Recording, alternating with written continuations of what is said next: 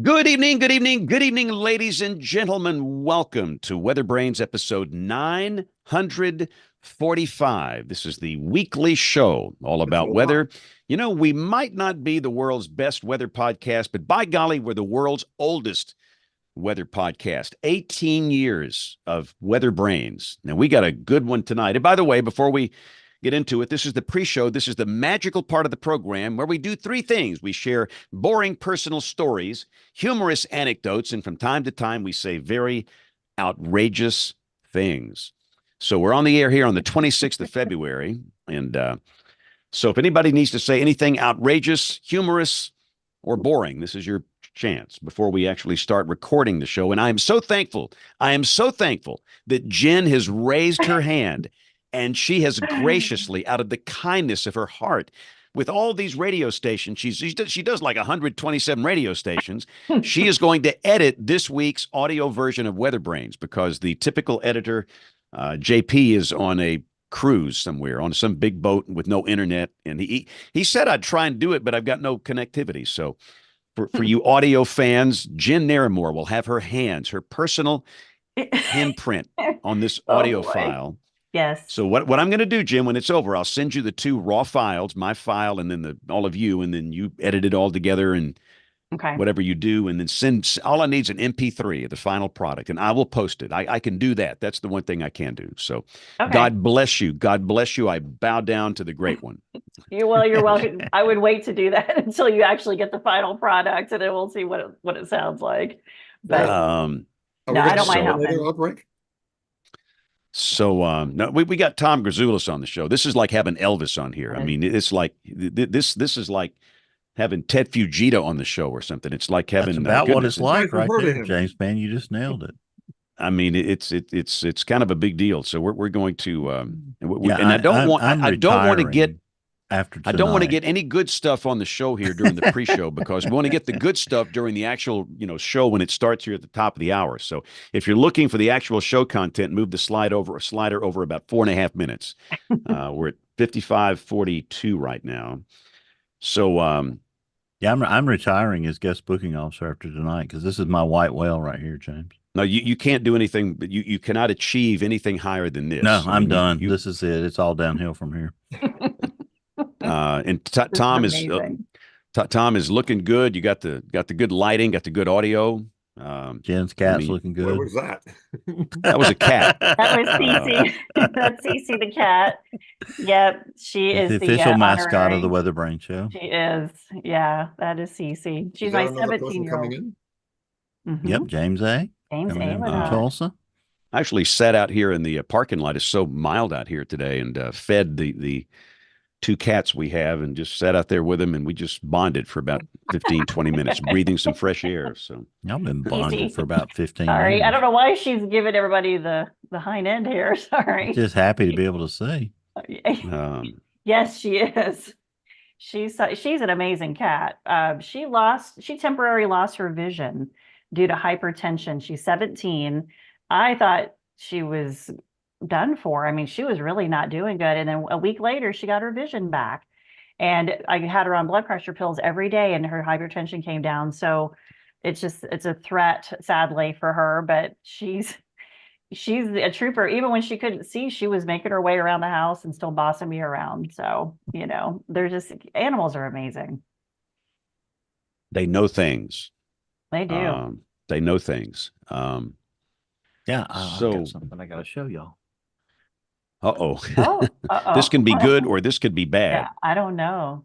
I flash back to first grade when some guy at the table said, "Hey, man, I want to show you something." Usually it was not good. So hopefully this will be something better than first grade material here.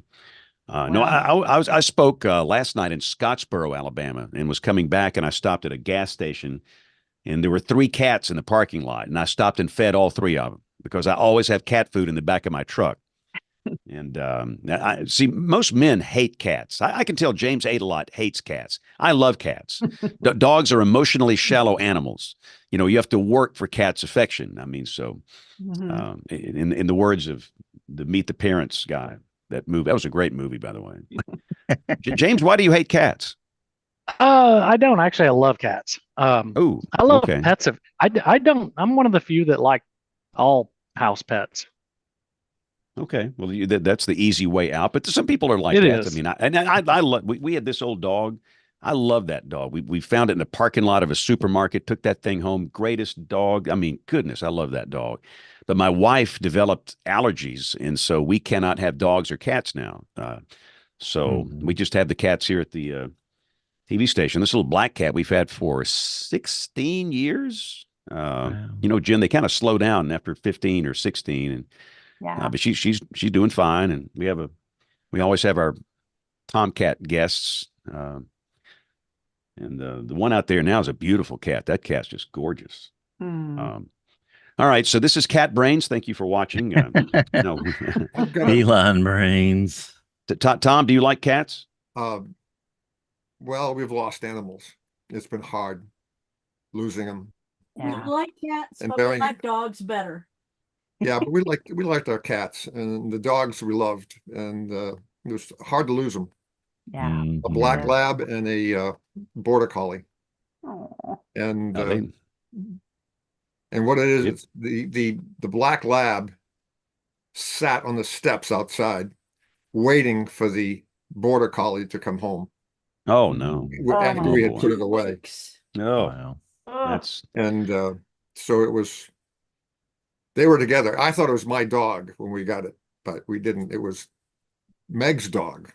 It was the border Yep. collie's dog. Right. And well, I'm going to start crying now. Oh boy, great! Now we're taking now we're all weeping here. And let me welcome our television viewers on the TV side. It's the top of the hour. We're going to get started. It's the the weekly weather party here. It's Monday night. We have no active weather in the local market here, so we are all good to go. So let's record track A and track B. And Jen, you'll hear. And Oh, who's that Jen, Neil? goodness! I'm so excited to know that Jen is going to be able to do this. That makes me so happy because I got a speech out of town tomorrow in Huntsville. And anyway, here we go. In 5, 4, 3, 2, 1. Join the American Meteorological Society by becoming a member of the band. The AMS Weather Band is a global community of weather enthusiasts dedicated to learning and sharing their love of science. Visit amsweatherband.org to learn more and join the band today. You're listening to WeatherBrains. They're kind of a big deal. Hey, you heard Bill Curtis, kind of a big deal. WeatherBrains. This is episode number 945, the weekly show that's all about weather. This is for the 26th of February 2024. We are days away from the beginning of meteorological spring. And for a lot of folks, it felt like spring on this day. James ate a lot. How warm were you in Tulsa town today? A record-breaking 84 degrees. We'll do it to 85, I think, tomorrow. Yeah, warmest back-to-back days we've had since, I believe, the first couple of days of November. Sorry. Yeah, it's been a while. So, When we for those that are not watching, James is in a tank top and flip flops. So it's warm in Tulsa when he's coming in with that. Troy Kimmel, how you doing down there? How's your heat level today? It was another cool day here, up to 85. And I don't know, we were up to close to 90, I guess, a couple of days ago, and it's just been kind of topsy-turvy lately. But I always got a feeling if we're not into March yet and it's getting that warm, that winter's not quite through with us yet. And I don't know why I still think that, but Oh, we're going to be getting a bite in the backside here by winter, but that's coming. I agree. Let's go to our correspondent in Norman, Rick Smith. Rick, how warm were you today? We beat both of you. We got up to 88 today in Oklahoma City, and quite a few lower 90s in the southern part of the state. So, and wind and dry and wildfires out west. So, well, the wildfires all over the state today, but yeah, 88. That's It's a little That's toasty summertime. for little toasty for this time of the year. So let's go to Dr. Neil Jacobs, who is our East Coast correspondent. Dr. Jacobs, how is your weather today in D.C. or Carolina or wherever you happen to be? I'm in North Carolina right now, and it was pretty nice. Got in the upper 60s, partly cloudy.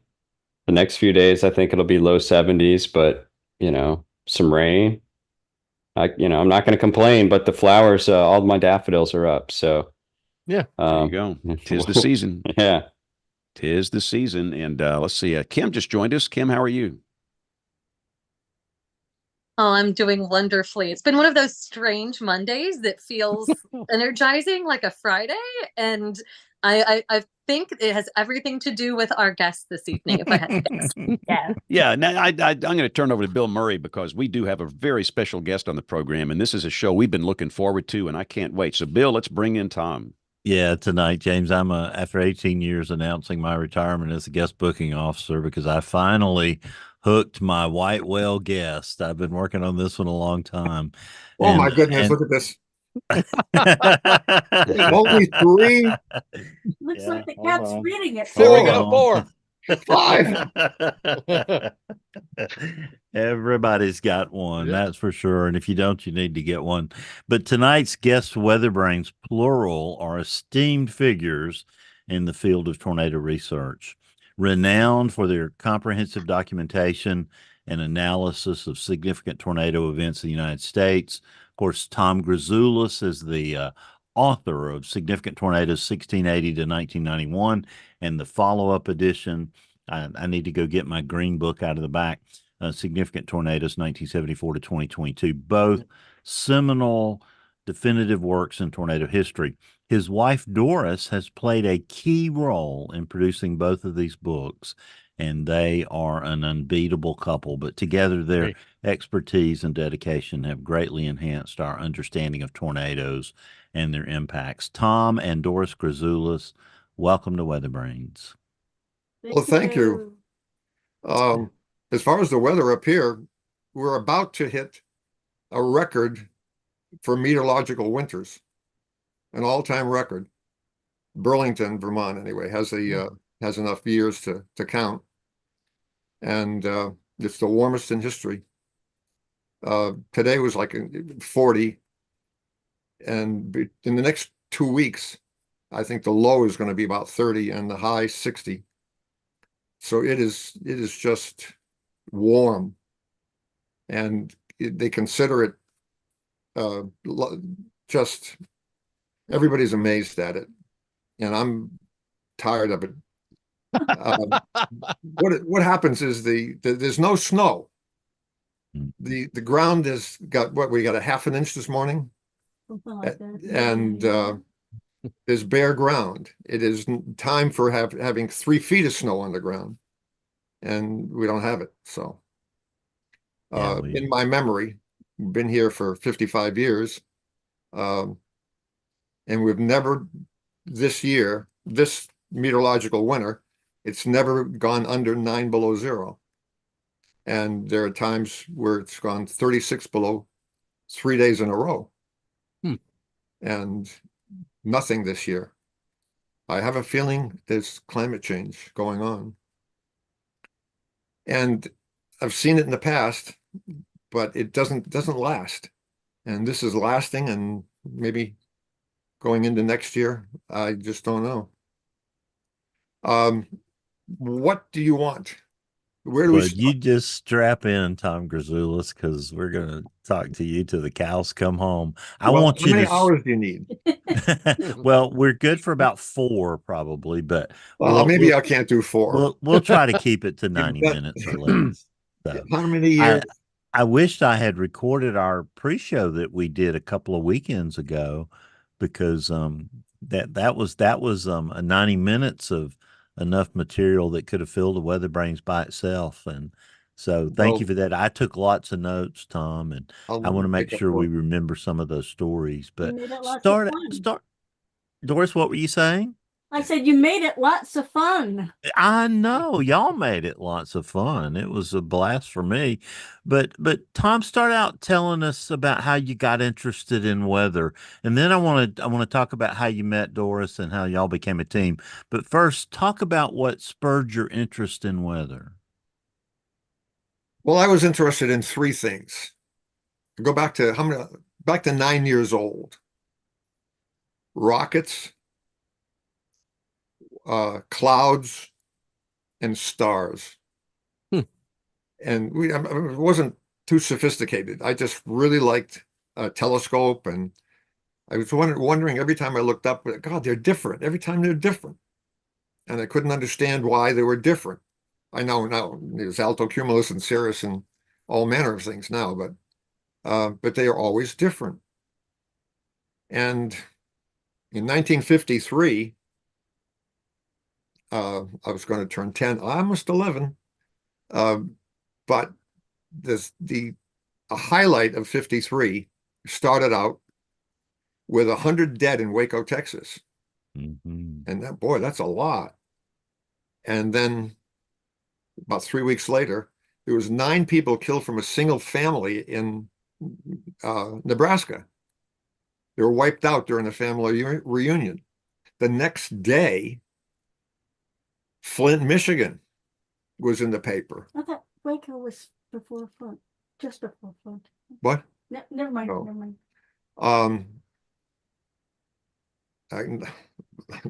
Yes, at Flint, Michigan, and then Flint, Michigan. And then one in your backyard, Tom. Well, I was pissed. I'm sorry, that's unacceptable language. I was watching Howdy Doody. It's my favorite TV show. It's a hand puppet or some kind of puppet. And all of a sudden the lights went out.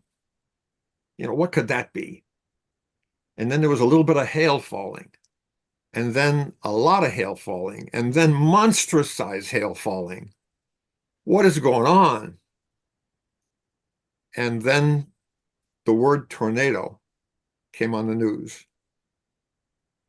Well, it took me a few days to get permission from Dad to take a bus. You could take a bus in 1953 for a nickel, get a transfer.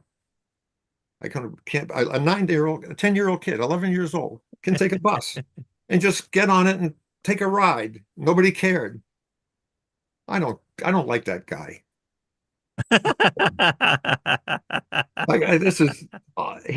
I'll let this guy narrate. He's prettier. He's not old looking. All right, never mind. We think you've gotten more handsome with time, Tom. Absolutely. I took the bus east and then north, a mile east and then a mile north, and was met by armed National Guards people. And what? And everything was, I could see in the distance, just a wreck. It was all 3-deckers, which has a lot of internal boards. And these boards held together partially. And wherever there was a house, a single-story house was gone. And I think that started my interest in tornadoes. But the next year, the door was rattling with the wind. I had no idea what was going on. And I finally put the radio on, and it was a hurricane. And the hurricane eye was going directly over my house. And so we missed a tornado by a mile. 94 people killed. And then the next year, a hurricane went directly over the house. And the next year, a hurricane, not the eye, but a wall cloud of a hurricane went right over the house. And I kind of was hooked on the weather. Yeah, I wonder how many meteorologists came out of Massachusetts in that time frame, Tom. Bluestein. Howie Bluestein, for sure. Wow. He saw the cloud from a distance. Enormous cumulonimbus, and he has reminded people of that ever since. So talk about going to the U.S. Weather Bureau, Tom, because you would get on a bus just like that, and that was the airport. That was a couple of years later. Yeah. The bigger issue was I got some notes here, so it'll remind me that where I'm at. Good.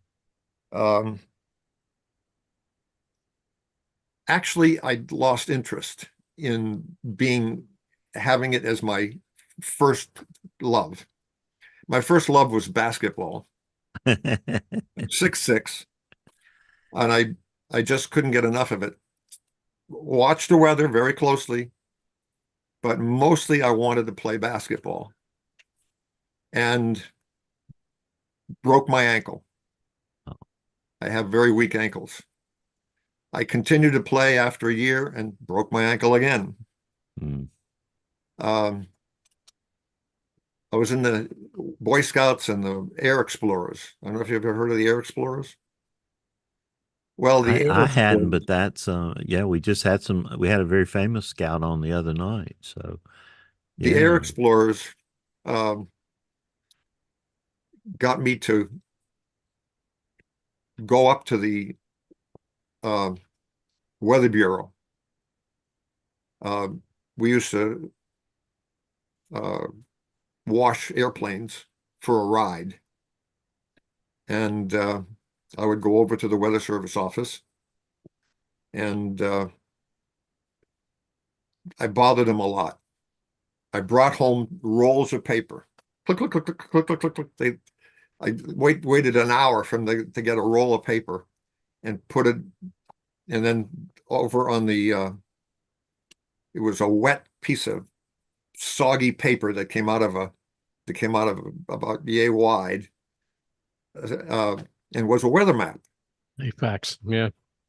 So I brought the weather map home and brought the paper. I plotted every point on a map and drew the isobars, and couldn't wait to get back to the Weather Service. And there was a Weather Bureau then. Is that book here? They gave me a book. And so you're plotting the weather map straight off of the surface obs. Yes. And they couldn't give me enough. I had them I got this thing. The guy gave it to me. A book by Snowden Flora. Wow. Tornadoes of the United States. Mm-hmm. I think he said, "Here, take his home and don't bother us anymore." But I continued. I had to take the bus to take a bus to the edge of the hill, and then walk up the hill to the Weather Service office. And they gave me this Tornadoes of the United States, which is a little ragged now. It's kind of falling apart, but it's still a treasure. I didn't know that 50 years from that day, I would end up rewriting this book. That's right. The University of Oklahoma Press. That was the definitive book in my library when I was a kid. Anyway, it was no other book. You had this until some other time. But Tornadoes of the United States turned into the tornado, and all manner of pieces of information. The main thing I got out of this was I wanted to know certain things. I want to know who the first chaser was, and I couldn't find that out. But that's late. It was Benjamin Franklin. That's right. So when you would go to the U.S. Weather Bureau and plot these maps, would you take it back?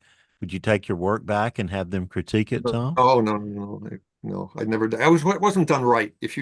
I did every millibar. That was that was not right. I wasn't sure how many millibars I should plot. How many millibars do you leave between, spacing?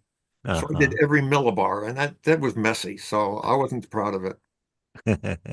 That was all right, but it was okay. So talk about college, Tom. Talk about how that unfolded for you. Well, I wanted to play basketball. Red Auerbach call you and ask you to come and try out for the Celtics? Well, no. Auerbach wasn't there yet. Oh, he hadn't arrived yet. Okay. Oh, maybe he was. No, I'm thinking I never made the Celtics. I had this dream of making the Celtics. But what I did was kept, I had to pick a major, and my brother majored in chemical engineering. So I took chemical engineering. I was good in chemistry. So I but just broke my ankle again and again. So I lost the scholarship, and it occurred to me that I'm never going to make it as a basketball player. And I applied to FSU. Well, actually NYU, Penn State, and Florida State. And the cheapest was Florida State. $700 a semester. Not bad. And I don't remember the guys. I think you asked me about, the other people we saw. John Curran, longtime MIC at Indianapolis, was my best man at our wedding. I graduated before. Curran. John Curran. Did I say that? Cochran. Oh no, Curran. Aaron Williams. You probably know him as Bill Williams. Dr. Bill. Right. Or Bill. Dr. South Bill. Alabama. Uh-huh. His name was Aaron Williams, and he chose that for a reason. The only other guy I remember well was Ron Hawley. And I think I've forgotten all the other names. I was so busy. See, I had to catch up. That's an impressive list there. It was a quarter. I lost a whole half a semester when I transferred out of Florida State, transferred to Florida State. I lost a half a semester and actually caught up and passed Doris and graduated before her because she had I was on the trimester system and she was on the semester system. So now, how did you meet Doris, Tom? And tell us about your first date. Oh, that was first date. This is not about the weather. No, it's about you. Well, it was about the weather because she walked up in front of me at registration in the registration line and poked me with an umbrella. And if you're not good tonight, she may poke you with an umbrella again. Well, she poked me with an umbrella and I don't know. I think she said or something like that.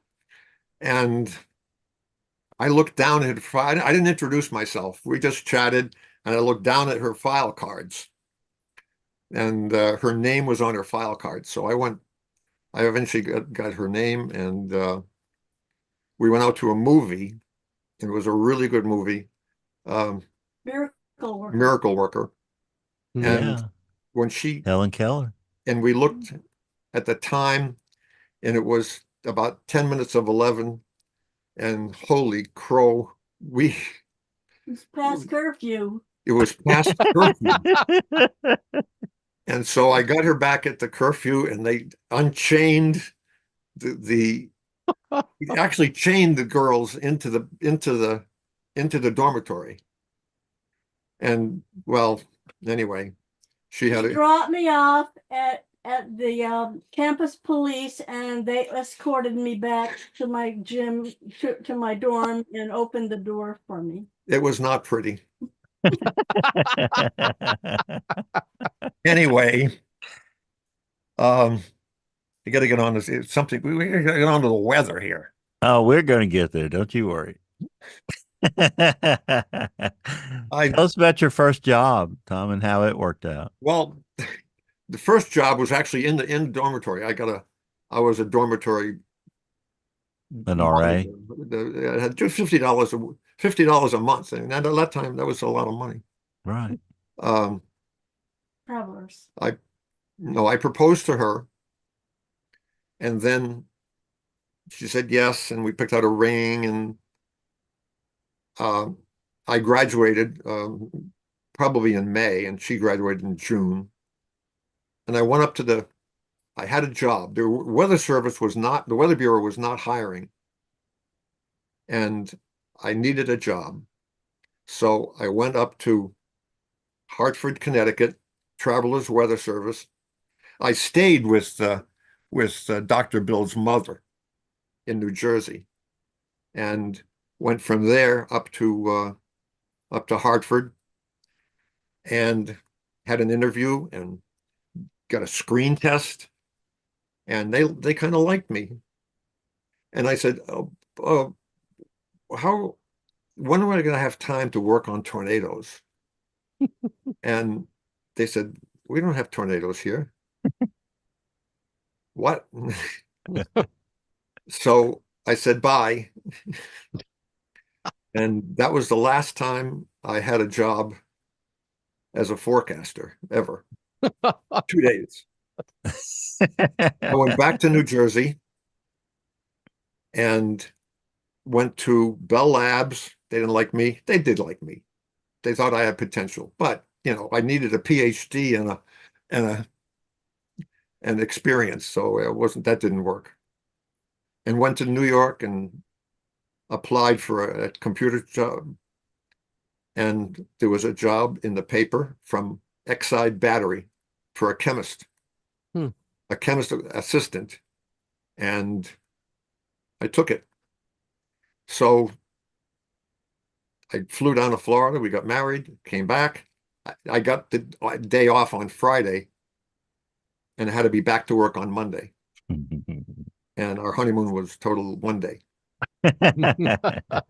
The best part of it was just having a job and as a chemist. And I had time. I didn't realize that, you have other duties, but this job I had nothing to do. I could work on tornadoes. And little by little, I got the idea of making a movie about tornadoes. And the tornadoes became approaching the unapproachable. And the movie was actually finished in Vermont. We're not going to mention how we moved to Vermont, but we on our way back from Mount Katahdin and stayed at a motel, and there was an ad in the paper for 50 acres for $2,500. And we went out there and saw a ton of raspberries and fish in the river, because 49 of the 50 acres was on the other side of a river. And so nobody wanted the land, but we took it. And we draped in the living room.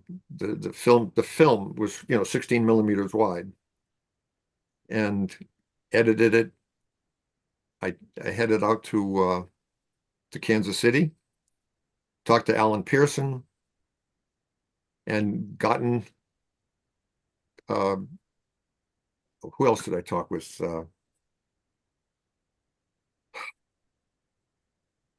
Darn. Would you have met Joe Golden, Tom, back then, or would that have been too early for that? He wasn't working there.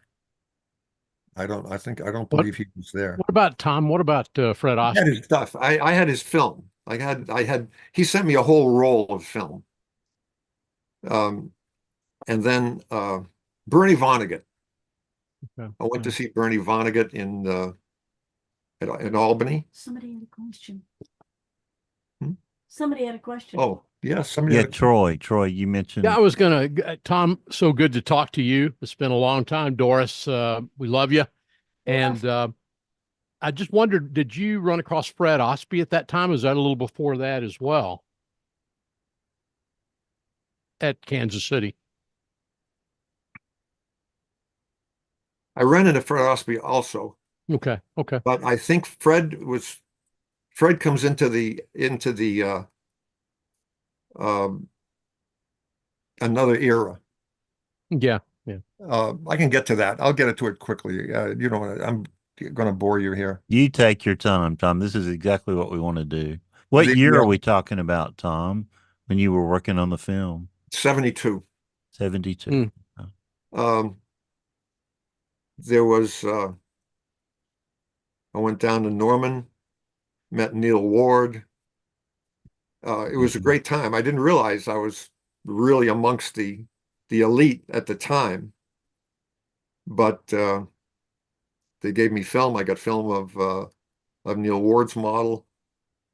The Approaching the Unapproachable is on the internet right now. I don't know if you've ever seen it. It's on YouTube, and just call it up.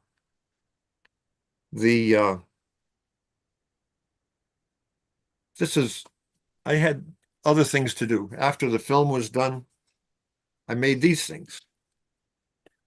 I bet you haven't seen them, or some of you haven't I seen them. bet a lot of people have never seen one of them. A film strip. Film strips. Oh, yeah. And they were advanced one frame at a time. You had a cassette that you put in there, and there's a beep. And the beep would advance to the next frame. And there would be a narration, which I wrote the narration, but I didn't realize I was preparing to write a book. There was some good stuff here. They'd have like 7 of them. Iowa and Illinois. Yeah, Iowa, Illinois. This was the tornadoes of the United States. Boy, that's good stuff. Whatever happened to this? I don't know what happened to this. This is Troy and I watched a few of those in science class, Yep, didn't we, Troy? we did. Did you? Oh, I'm sure. The Anyway. science teacher didn't have to teach that day. For decades. Anyway, also these posters.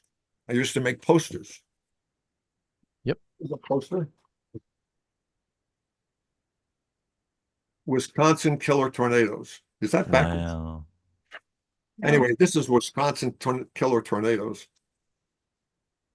And after the big outbreak in 74, Bob Abbey, who I'd never heard of, contacted me and wanted to buy the 16 mm film because we would use it.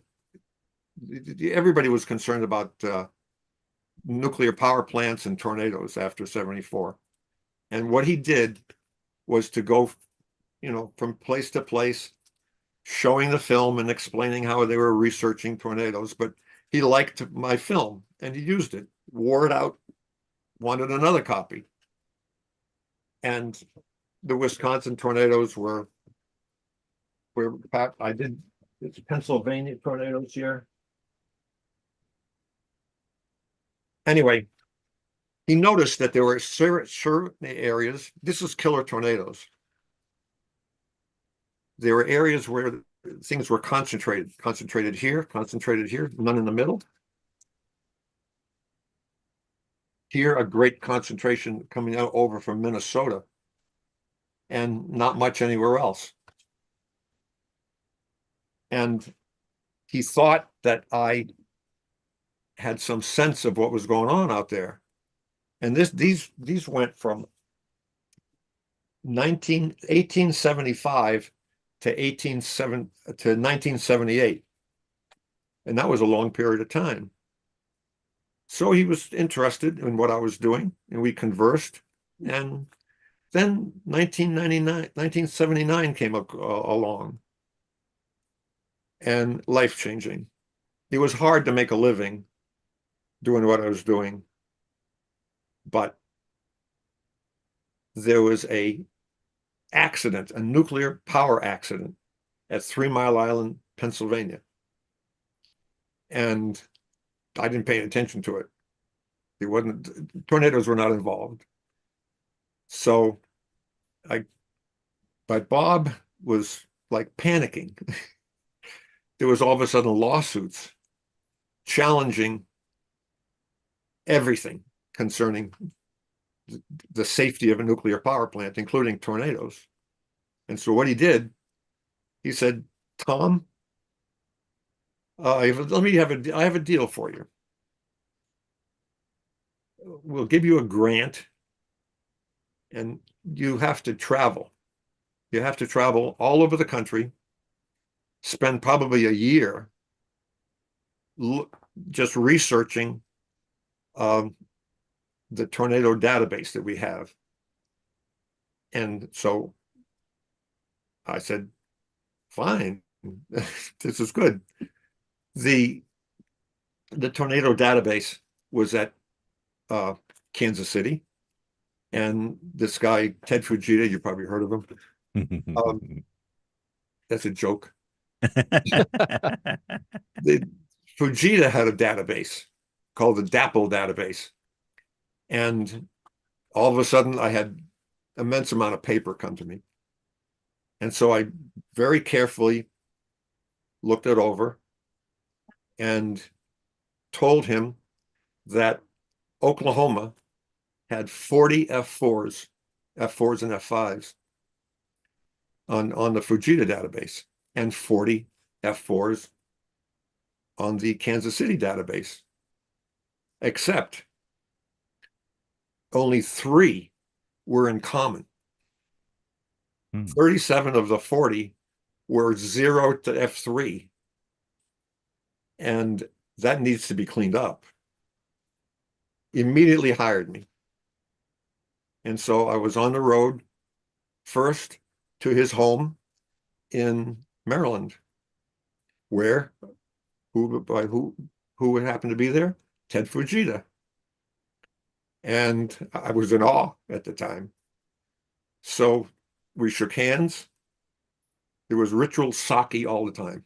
And then he explained some new work that he'd been doing about overshooting tops and how dry ice would flow over the overshooting tops, and we had a good time. He kind of liked me, so I got the job, and the next stop was Kansas City. That might have been Fred Osby. I don't know when I have to get the dates right. I think that was Fred Osby. But anyway, it was either Osby or Alan Pearson. Not sure. The outside in the hallway, they had the boxes. And I said, what is in those boxes? I opened them up and looked through them. And they were ratings. Every one was the rating of a tornado. And what they had done is they had previously hired every state, in some cases 2 in a state, a student to go to microfilm and look up whether or not this tornado was an F1, an F2, an F3. We didn't have a good handle on what was F2.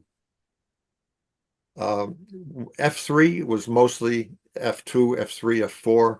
No, I'm sorry, F3, F4, F5. And those were not hard to straighten out. So I actually got a list of tornadoes that I determined were F4, F5, and adjusted the 2 databases, got them to be the same. Did this for the whole United States. And that was my first book. I don't know if you can read it. Violent Tornado Climatography, 1880 to 1982. Has very much like the current, and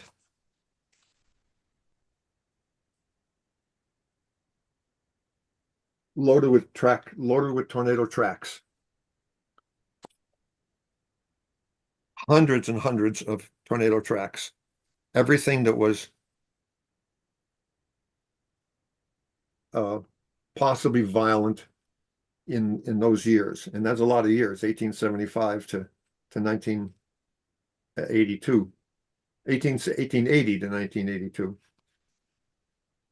And that is the only copy I know of that's in existence today, is this particular copy of Violent Tornado Climatography. And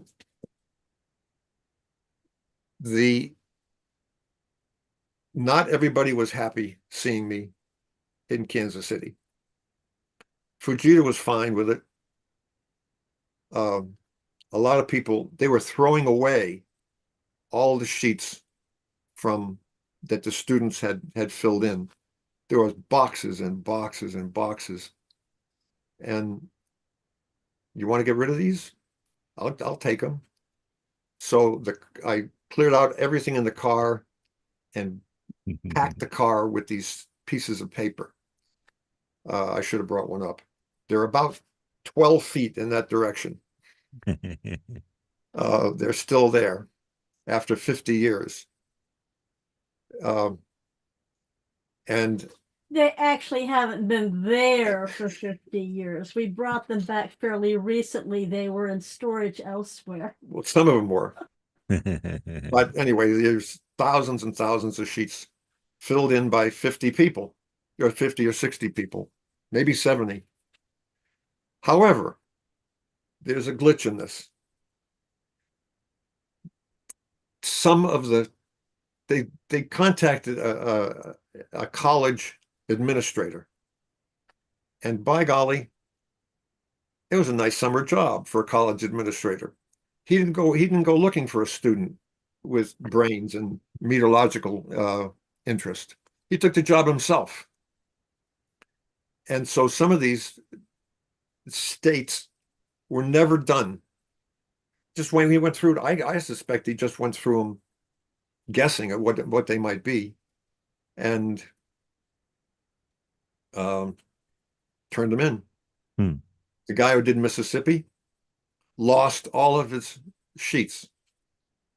He lost them he hitchhiked back to the college, and he left the boxes in the car that he hitchhiked in. So there were mix-ups along the way.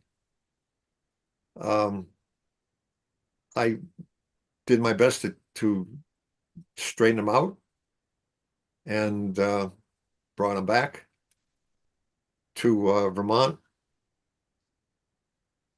Joe Schaefer accepted all of the new F4 and F5s that were there. He changed the database to what I said it was. But I said, there's a lot of F2s here that aren't right. And did he change the F2s? No. He just set it in stone.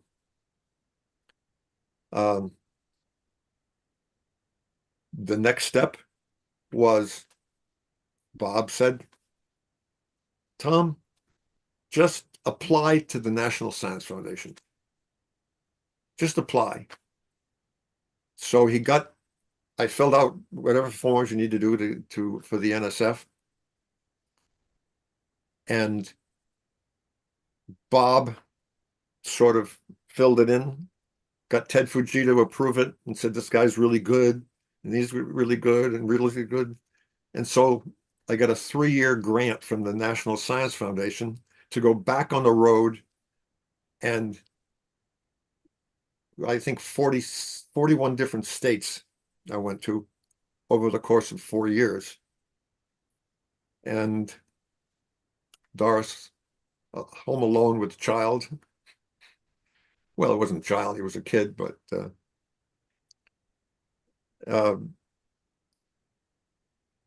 I went at it with a passion. I retrieved a roll of microfilm, rethreaded it,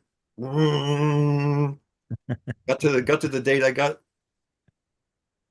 took a snapshot of the date of the information, rolled it. I didn't treat it very well.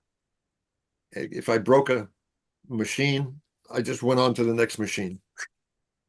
You had a mission, Tom. I was on a mission, seriously. It was a huge job. There was like 50,000, tornadoes. He would keep a librarian busy all day bringing a microphone. This sounds like Jen Airmore's dream job to me. Anyway, Big time. there's some days I went through 100 reels, and some of the stories are just, the thing is, at the time, I was looking up 1892. It was the idea of going back as far as I could. I mean, I got to remember a name. What's his name? Doris. David Ludlam. Oh, of course. David Ludlam Yeah. found out what I was doing and came up to Vermont and brought me his papers, all his Wow. accumulated papers. So I had David Ludlam's files, as well as the NSF, National Weather Service. I don't know. They went to SPC sometime. I don't know when. And Fujita's files, and the ones on the road, and put this all together into these two books, which is a bad history, but there was a good record of tornadoes from 1880 to 1989. And the grant was extended to 3 more years. So it ended up a 6-year grant from the National Science Foundation. And finally it was done, but not quite. It was only done to 1880, and 1875 to 79 involved John Park Finley and his work. So I had to go after John Park Finley, and it took me mostly to the National, the Library of Congress, and they were the only ones that had a copy that I knew of Finley's papers of the 1879 outbreak that he examined. So on and on and on, we added more to the book and decided to go to print in 1991.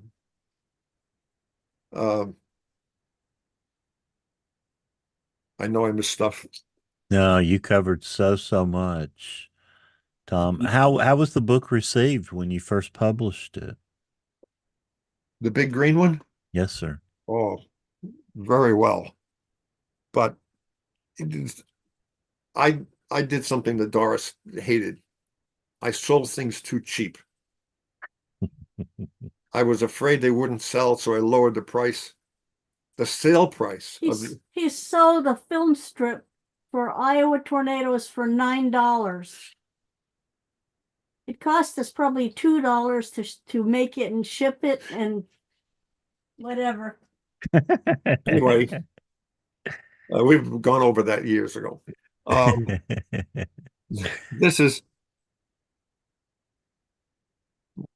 We finally got a place where we could print it. And this thing is bound. If you move this thing, you can hear it crack. Mm. You hear it, I don't know if you can hear the crack, but those are all the pages coming loose. They did their own binding.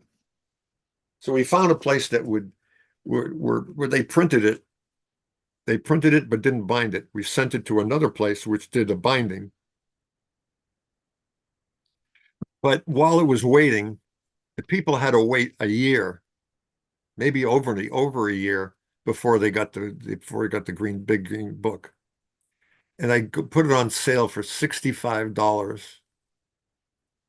And that was the deal of a lifetime. That was undersold. Anyway, In the meantime, a lot of people did a lot of things for me. When I passed through someplace like Missouri, I passed through and talked to Grant Darkow and the word spread that I was doing this. And when I got to Oklahoma, that was a bonanza. I began talking with Don Burgess and Chuck Doswell and a bunch of other people who wanted to know more about what I was doing, particularly Burgess. Don Burgess was a real historian, and I sat down with him for the longest time.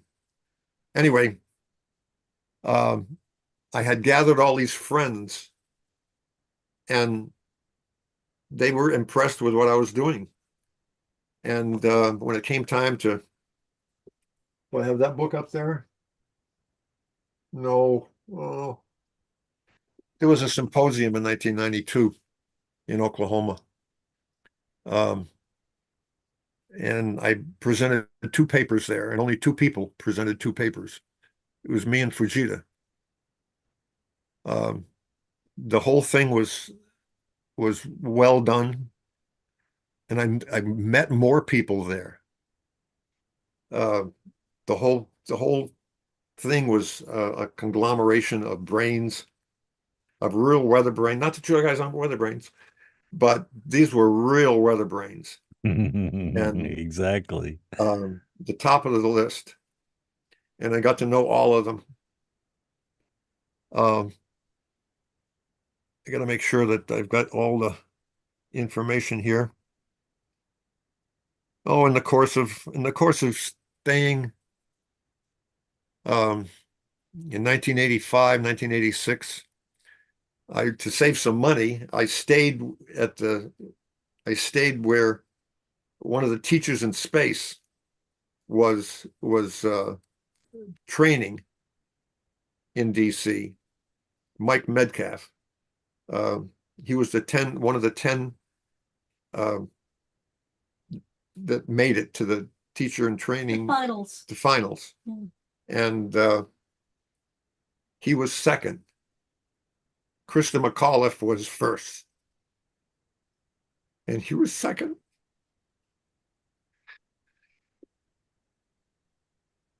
Oh, I hate that. I can't, I get emotional. I'm sorry. That was an emotional day for all of us. James is not here. Dr. Neal, do you remember that day? Yep. Anyway, I had never written a book until I was 37 years old. It's something, don't be in a hurry. I can say to the youth of America here, if they're watching, don't be in a rush. People are excited about getting into the weather right away, and I think you're better off taking it easy.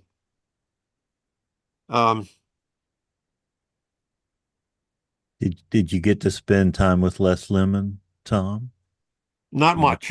Not as much, Les. No, it was. I don't think we ever had Don Burgess on the show. We had Les. Yep. Show 230. Burgess is retired now. They made him retire after when COVID hit. He couldn't go back in the building, in the Oklahoma building. They're big. They built a huge building. Such a nice man. Where Dr. Kim and Rick work. What? Sorry. Yeah, that's Dr. Kim and Rick Smith on here. Oh yeah. Tom, they work in that building. Maybe they can help us find Don Burgess. That would be quite a treat. Kim is nodding her head. That's a good sign. I bet he would do it. I talked to him just a couple of months ago, and he was at home bored. We'll make him busy for one night at least. He couldn't go back to in the I'm sorry, Tom can't read the little notes that I see popping up now. Oh my Yeah, God. tell him don't worry about the silliness over here in the Just chat. said That's that just he was in the next office. we we are intently listening to you, Tom. So We you had, in the meantime, two things. I had to continue to make some money. If I didn't have it, my grants ran out, and the book is being printed, and that was a tremendous drain on finances. But I by golly, I ran into a guy by the name of Roy Britt, and he was the finest Virginia gentleman that you'd ever meet. And Roy had the hugest. See, he would watch videos on television and get the name of the person that took the video, track down that person, and then when he went out chasing, he would bring with him a load of audiovisual gear in his van. And that audiovisual gear, he would find the person, go to the person's house, act like a gentleman, and get a copy of the tape, download it, and he'd have a copy. He did this countless times and amassed this huge collection, full-length tapes of tornadoes. And he contacted me, and that's what I needed. See, Warren Fadley and Tim Marshall had become big friends with Tim Marshall, but that's another story too. Tim Marshall made videos. Warren Fadley. And Warren Fadley made videos. But I put their two ideas together and mixed in Roy Britt's home video and came up with Tornado Video Classics 1, 2. Look at Kim. What? Yeah, got him too.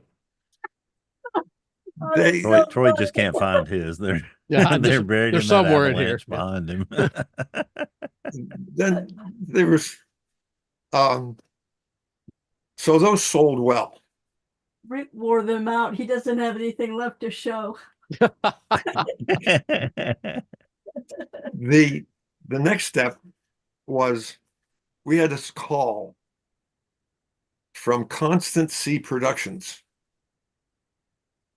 and another call from Amblin Entertainment. And they said, we'd like to buy your book and all of your videos. We had no idea who Constant C was. Well, Constant C, we know, is Michael Crichton. We learned that about Wow. a year later.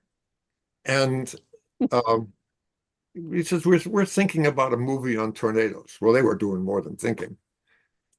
The next step was I called a fellow that I had met along the way working with video, because I had all these videos and I want to know how best to put them together, by the name of Dan Schwartzbaum in New York. And he said, I don't know about any tornado movie. This was 1974. No, I don't know. I don't know anything. 74. What? No, 1974. 94. 94, right. He had contacts with other video producers. They did like Jane Fonda's workout videos, that type of thing. And none of them knew anything about a tornado movie. And he says, are you sure about this? He said, it's called Twister. But nobody knew anything about it. He says, well, look, make me a couple of videos and we'll sell them. How much are you making when you sell your Tornado Video Classics? Sometimes the first ones I think were $29, and after that they were $19. He says, well, you make me 2 30-minute videos, and we'll call one of them Twister, Fury on the Plains. And also Twister 2, The Terror Continues. Mm-hmm. And I said, well, how much are we going to make out of that? All right, we'll get 50 cents per copy and we'll split it. You get 25 and I get 25. 25 cents? You got to be kidding. Well, I'm not going to make any money with 25 cents. He said, you will make more money than all of your grants put together. And so I made the videos. It was very easy. Did it at Linden State. Yeah. They just edited together piece after piece. It was just, there was no narration, very little narration. It was basically shots of actual tornadoes. And it says, Twister, whoa, warning, the killer tornado footage in this video is real. This is not a Hollywood simulation. He didn't. Oh, Somebody else did. well, Dan was a master of hype.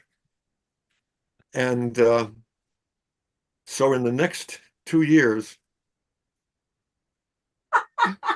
1.2 million. Said that. They sold 1.2 million. Every grocery store, every video store, every Walmart, every Sam's Club, every output had them on sale for $5. Why not? Hey, real twisters for $5? And it was 1.2 million copies. And that's a lot. That's a lot of quarters, Tom. That's a lot of quarters. Anyway, he was right. There was no question he was right. Tom, talk about Matt Biddle for a minute. Chasing. When finally Twister was in the can, being shown us things, I had the time to go chasing. And given what I had done with Twister, The Terror Continues, and the books and the videos, I was warmly welcomed there by Eric Rasmussen and Bob Davies-Jones. Bob Davies-Jones and who else? Patrica. Al Patrica. Gene Roden, maybe. Gene Roden. Markowski. Oh no, a lot of names. I had them written down here, but but anyway. It's like an Academy Award speech. Well, Tom. That's hard to remember all those names. I was able to go into the into the garage at the University of Oklahoma where they kept the Dow and sit there and watch people working on the Dow and get up and ask questions. And all of this I soaked up. Mm-hmm. And when Josh Werman came in, I sat down with him. We talked for an hour, more than an hour. And I just soaked all this up. And Vortex 1, I was able to, I sat with Eric Rasmussen in his vehicle, in the lead vehicle, and talked to him while we were driving along. But my main person was Matt Biddle. Matt was a gentleman, the nicest person you would ever meet. But he was deformed. He had so many operations since birth. He had. We heard he told us that he had a bone disease. That's all we knew. But it was heart, lungs, it was everything. He was battling everything. But he says he had this Chevy Camaro and he wanted to take me. Let's go. Let's just chase. Was it a Camaro? I think it was. Was the one that has the truck back? Yeah, I don't know. You know. Camino, that's right. It was Chevy Camino. That's right. And where are we going today? Well, let's check the charts. So obviously, I began listening to everybody's view of how tornadoes form and what's the specific part of the U.S. we need to go to. And we went down to Texas, and we went to Oklahoma, and went up to Kansas. And Matt was a teacher. I mean, he would explain everything. So I was gone and having lessons in chasing from a master chaser. All this absorbing, from everywhere. I couldn't absorb it all. But then what happened? We're good. You sound Okay. wonderful. Keep going. In between the chases, I would sit down with Don Burgess, and he would explain radar. He was a radar specialist, and he would explain all the aspects of radar and what they were doing and how they did this and that. And I want to know some of the other names of people I chased with. Who's the guy that teaches at Penn State? Markowski. Markowski. Paul. Mm-hmm. Markowski, yeah. And there's just I chased with everybody. Did you know Dave Hoadley, Tom? Well, I knew of him. Our schedules didn't combine. He didn't leave Virginia. We didn't meet on the road anywhere. Certainly communicated with him often. The number of chasers that I ran into, I don't know, Casey Crosby, and I don't know where they are, but it was just Dave Gold. They were just Charles Edwards, Marty Feely, Roger Edwards, Charles Edwards. Wow. Roger Edwards, of course. The best day of chasing was I saw 3 tornadoes that day. Matt, we had chased all over Creation, all over Kansas, and saw nothing. When sunset came in, they exploded all over Kansas. I think it was May what? Oh, May 15th. We're going down parallel to I-35. I think it was I-35. And then running out of fuel on fumes in this massive funnel roaring across here. Tim Samaras was underneath that funnel, planting a probe that he had gotten from John Tatum. Frank Tatum from Alabama. A probe that measured the vibration of telephone poles, which would then transmit a signal and be recorded in this probe, this spike probe that he put in the ground. And I contacted Tim, and boy, he was just so helpful. He made a video of of himself explaining the parts of the probe. Also that day, Charles Edwards planted the Dillocam on the same tornado. And the Dillocam, he couldn't find it because when we finally got to a gas station, filled up, and the lights went out. And he was looking for the Dillocam and he couldn't find it. He assumed that it had blown away, but no. He had recorded the approach of the tornado, and it went right over the Dillocam. and the glass was broken in front of it, but it was there. And the chaser was Mark Herndon. The next day that was in Kansas. The next day we went to with Project Vortex and went to Tulsa. When everything started to blow up, it was obviously in eastern Oklahoma. So we went to eastern Oklahoma, and that book has a picture of one of the tornadoes that I shot. It was a miracle to watch him to manipulate the police. I mean, we were pulled over in the rain, and the policeman, said, "You've been speeding," and he says, "Well,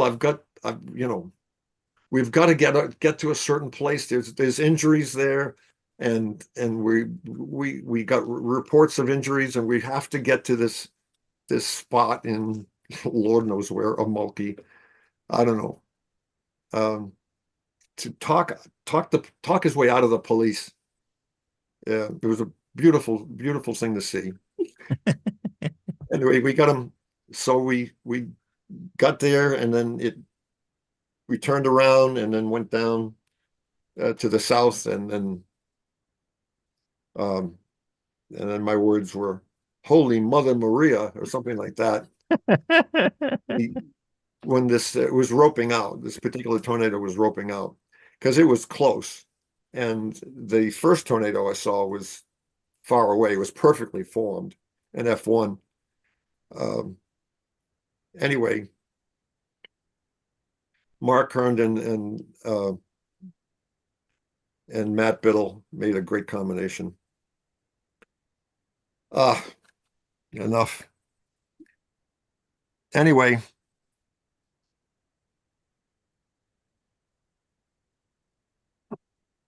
Tom, if you need something to talk about when the negatives were destroyed to the original book. Oh, I'll get to that in a minute. First we got to get through the good parts. Okay, good. Then when we decided to take off and head home, we headed for New Mexico and went through Los Alamos and up to Shiprock, and then up into Colorado, and a white knuckle ride across the Colorado mountains to get to Durango. I mean, it was. If you've ever been on it, it's a white knuckle ride. So we visited Durango and went up to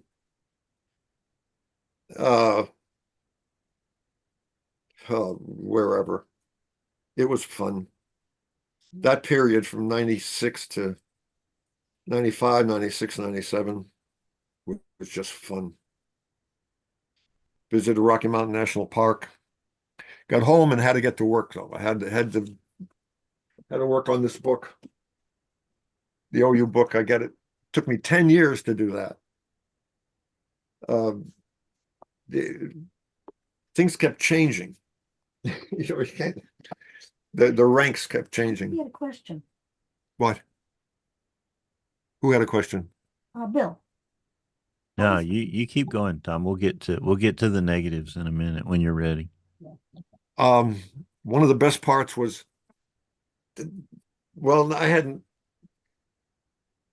let's go back a little bit, was visiting Fujita. Mm-hmm. Fujita and I were friends. He wasn't friends with every student he had, but I wasn't a student. And I had done a lot of work for him. And Bob Abbey, Fujita basically took over storm data from 82 to 89.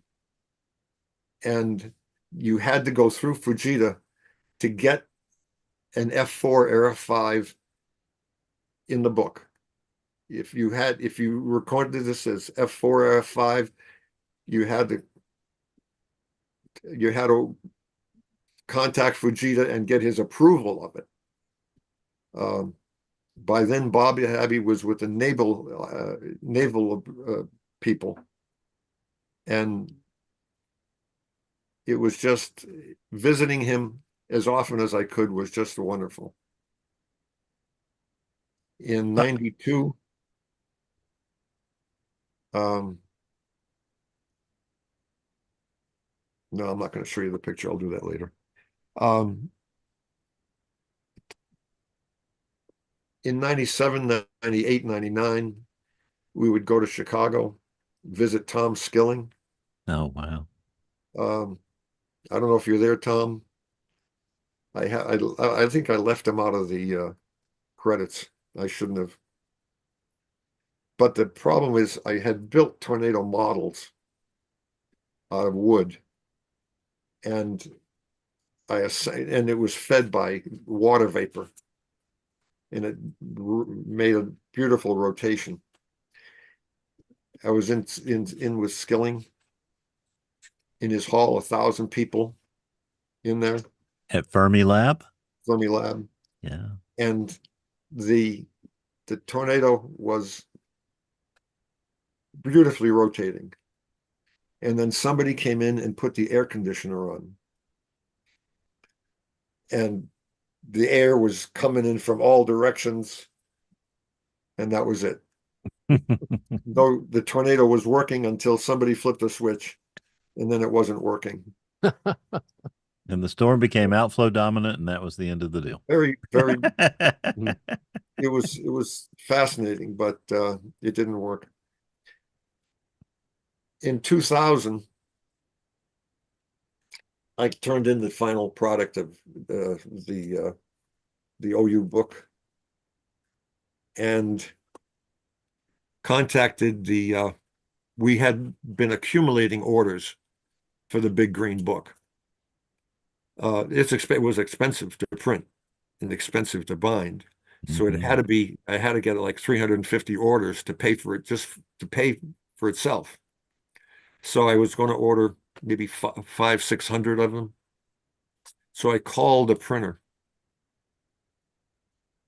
and the printer was a dead end on the phone. There was a busy signal or operator saying this is no longer in service.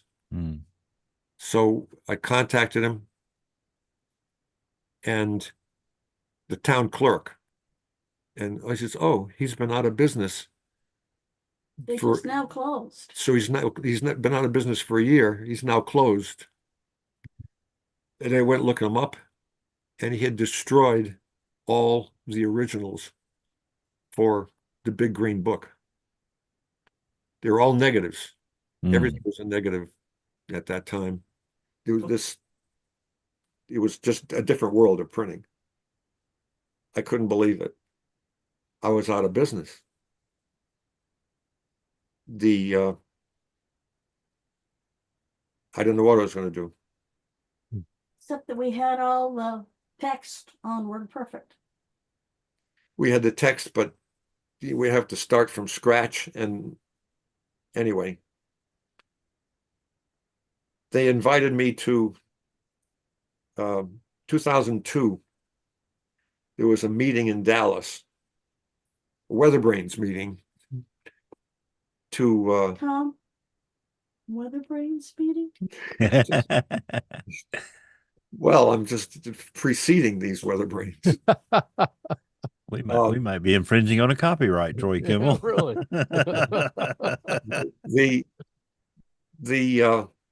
Well, I mean, it was Doswell and Burgess. Oh, yeah.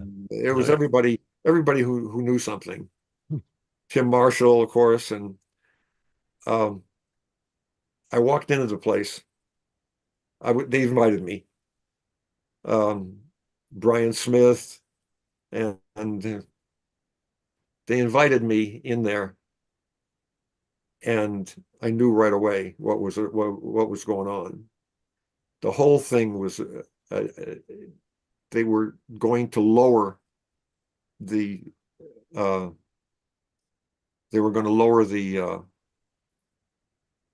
Fujita scale, particularly the F5s. He knew it was coming, and it needed to be done. But the operation was run by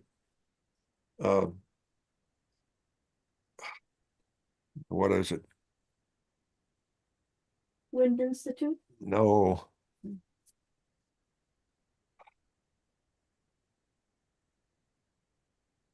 It was a West Coast laboratory.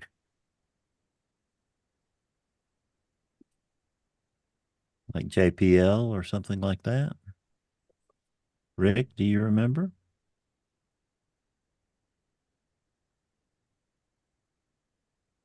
Don't have it. That's okay. Keep telling us the story, Tom. It had nothing to do with tornadoes.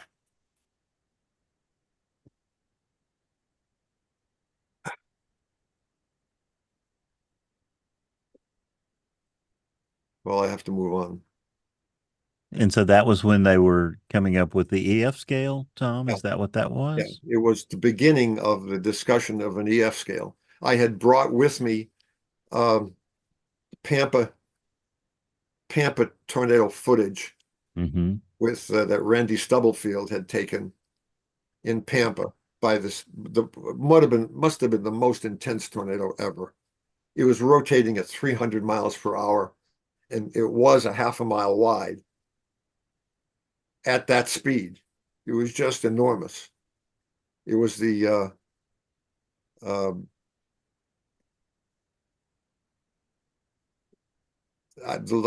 worst I had ever seen, but they ignored it, and I felt I was just over my head there, and never went back. It then went on to another form, and in 2007, that it was changed. But by then, I was pretty much out of business. I got a nice photographs from Tim Samaras in 2004 when they were doing a Storm Lake tornado out of Iowa, and they got video of him placing a very high-speed camera right at ground level and getting the vibration, the motion of 100 miles per hour at ground level. And it just, well, anyway, I was pretty much out of business until 2011. That was so huge that I felt I had to do something with the book, but I didn't have the money, and there's nothing I could do. Then 2013 came with the death of Tim Samaras and Moore, Oklahoma, and then in between there were dead areas of tornadoes, and I felt something is happening here. I've got to keep track of this, and so I went on, and a fellow who had helped me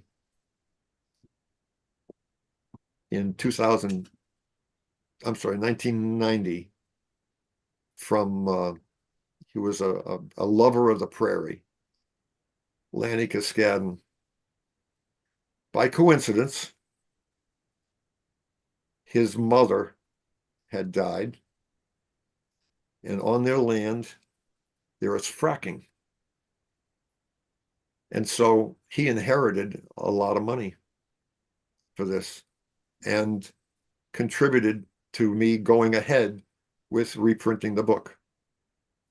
And suddenly I had several $1,000s to research, and thanks to Doris, it was now a different animal because it was digital. You controlled all of it digitally. There was no pasting into squares cut out of a big negative. And it continued to to get more complicated because the outbreaks were just different. And then so I went on Twitter and ran into Jen Naramore. And she was doing some very interesting stuff on individual tornadoes. And it just worked. I got to look through this as quick as I can.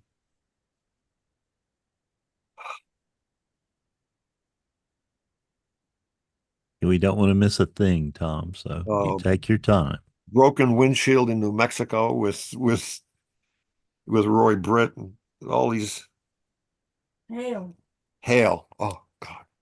But we loved that because we brought the station wagon back to Vermont, and the roof was all punctured with hail dents, and we showed them to everybody. Very impressed. Yeah, I was talking to Brett Adair, who's a very prolific chaser, today, and he said, "I have my windshield guy on speed dial."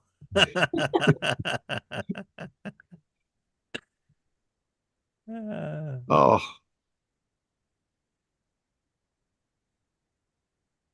A note that one thing that really did that Twister really did, I feel it did, but it generated the star of the thing hated the woman hated Oklahoma.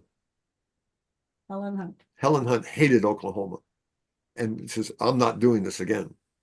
You can go ahead and do it, but you're doing it without me. I will not go back to Oklahoma. And well, but after Twister, instead of getting lots of letters from men and boys, 75% of the letters that we got were from women or girls. Oh yeah. Wow. And the number turned on a dime. It was the greatest thing for women and meteorology. Kim, did you want to comment on that? I know that touched a nerve with you. Yeah, it's funny. I'm sitting here. I'm pretty sure my mom is still in the house, but all the things I've been holding up were things that she collected from you, Tom, over all the years. And she never got to be part of meteorology. She would have loved to. It just wasn't a career option at the time. But I remember when Twister came out, she and I went to see it. We were like in the front row of the theater, and I had been interested myself in severe weather since I was outside the Plainfield tornado growing up. And then my mom fed me on your stuff, and the interest grew, I think, sort of mutually between us. And I know she's over there fangirling, but just you talking about how you were, it was women and girls who were, getting in touch with you. That was my mom and me. And it's just really touching to hear that was a common experience, in 1996. Formative years for me, I was a kid, but it did help me to see a path. And I think seeing just everything that you were part of collating too helped me to see a path. And, my mom would work overnights at a hospital and come home and put these videos on. And, there were things that we could watch, and she could get a couple hours of sleep and relaxed us. This was our calming thing, was the tornado video classics. So yeah, it feels calm to me with the emotion on my face, I'm sure. See what you did, Tom. You made one of the greatest scientists in our industry. It wasn't me. It was Michael Crichton and Steven Spielberg and Helen. Well, that part, Twister. But I think the path had already been very much laid. I have to say too, listening to you, I'll just offer a quick reflection as you're talking. Coming along a little bit later, after that point, I came to Oklahoma as a grad student, and I got to be part of Vortex 2 out in the field with Don Burgess. And I've gotten to be out in the field when people like Chuck Doswell are chasing, Matt Biddle, I got to be very good friends with because he was very interested in cultivating the human side of meteorology before he passed. And I actually have his notes, like his last several binders of all of his work that he knew he couldn't finish because he knew he was dying, and he passed it on to me. And I have that in my office. And I was, I had the office next door to Don Burgess when he retired his last day at NSSL. And I just think about how you were adjacent to all of these people and part of that history. And I've gotten to be part of the end of it because you helped to show me, how to go forward and be part of this. So it's just really emotional hearing your recollections and just the parts I've gotten to touch because you helped to pave that way. By the You way, predicted we'd all be crying, Tom, and now we're on our way there. Lawrence Livermore Laboratories were the ones that I walked into the building, and it was Lawrence Livermore Laboratories all over the papers, and I knew I didn't belong there. Okay. Bill said something. Go ahead. I was going to say that you predicted we'd all be crying, and I think between you and Kim, we're getting there very quickly. I'm glad you told us that. I know the other panelists may want to say something. I didn't cover a lot of stuff here. Whatever. Why don't you read your notes there for a second? But listen to Rick Smith, Tom. Sure. I know he wants to tell you something too. We all want to say something to you, Rick. What do you think about all this? I could sit here all night and listen to this. This has just been the coolest thing. And you talk about fangirling, fanboy. I mean, you start talking about Tornado Video Classics, and that just takes me back to, I literally wore those tapes out in the big green book. And it was so funny. I had no idea about the background of the twister and the twister, whatever the videos that you made in association with the movie or after the movie. Had no idea about that story. So this was released on the day of the movie. Yeah, in the stores everywhere.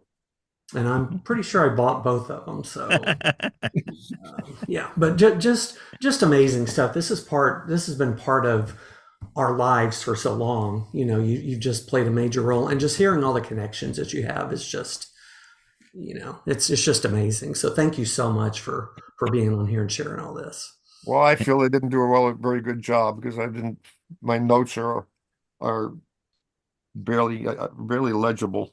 Well, Tom, we feel differently. You've presented us with a living history tonight that will record all of this for posterity.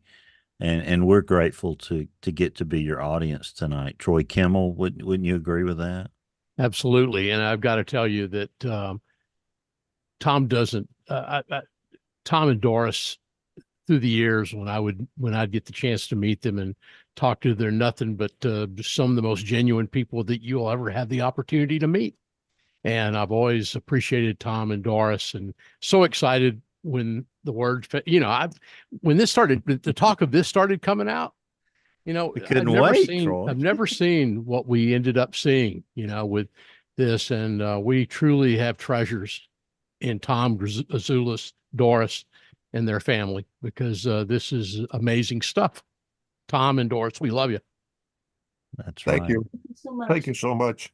By the way, my first hero at age 9 was Robert Goddard, who was from Worcester. Yeah. And I couldn't get enough of Estes rockets and strapping them on to the wings of balsa-wood airplanes and sending them up, trying to reach the clouds.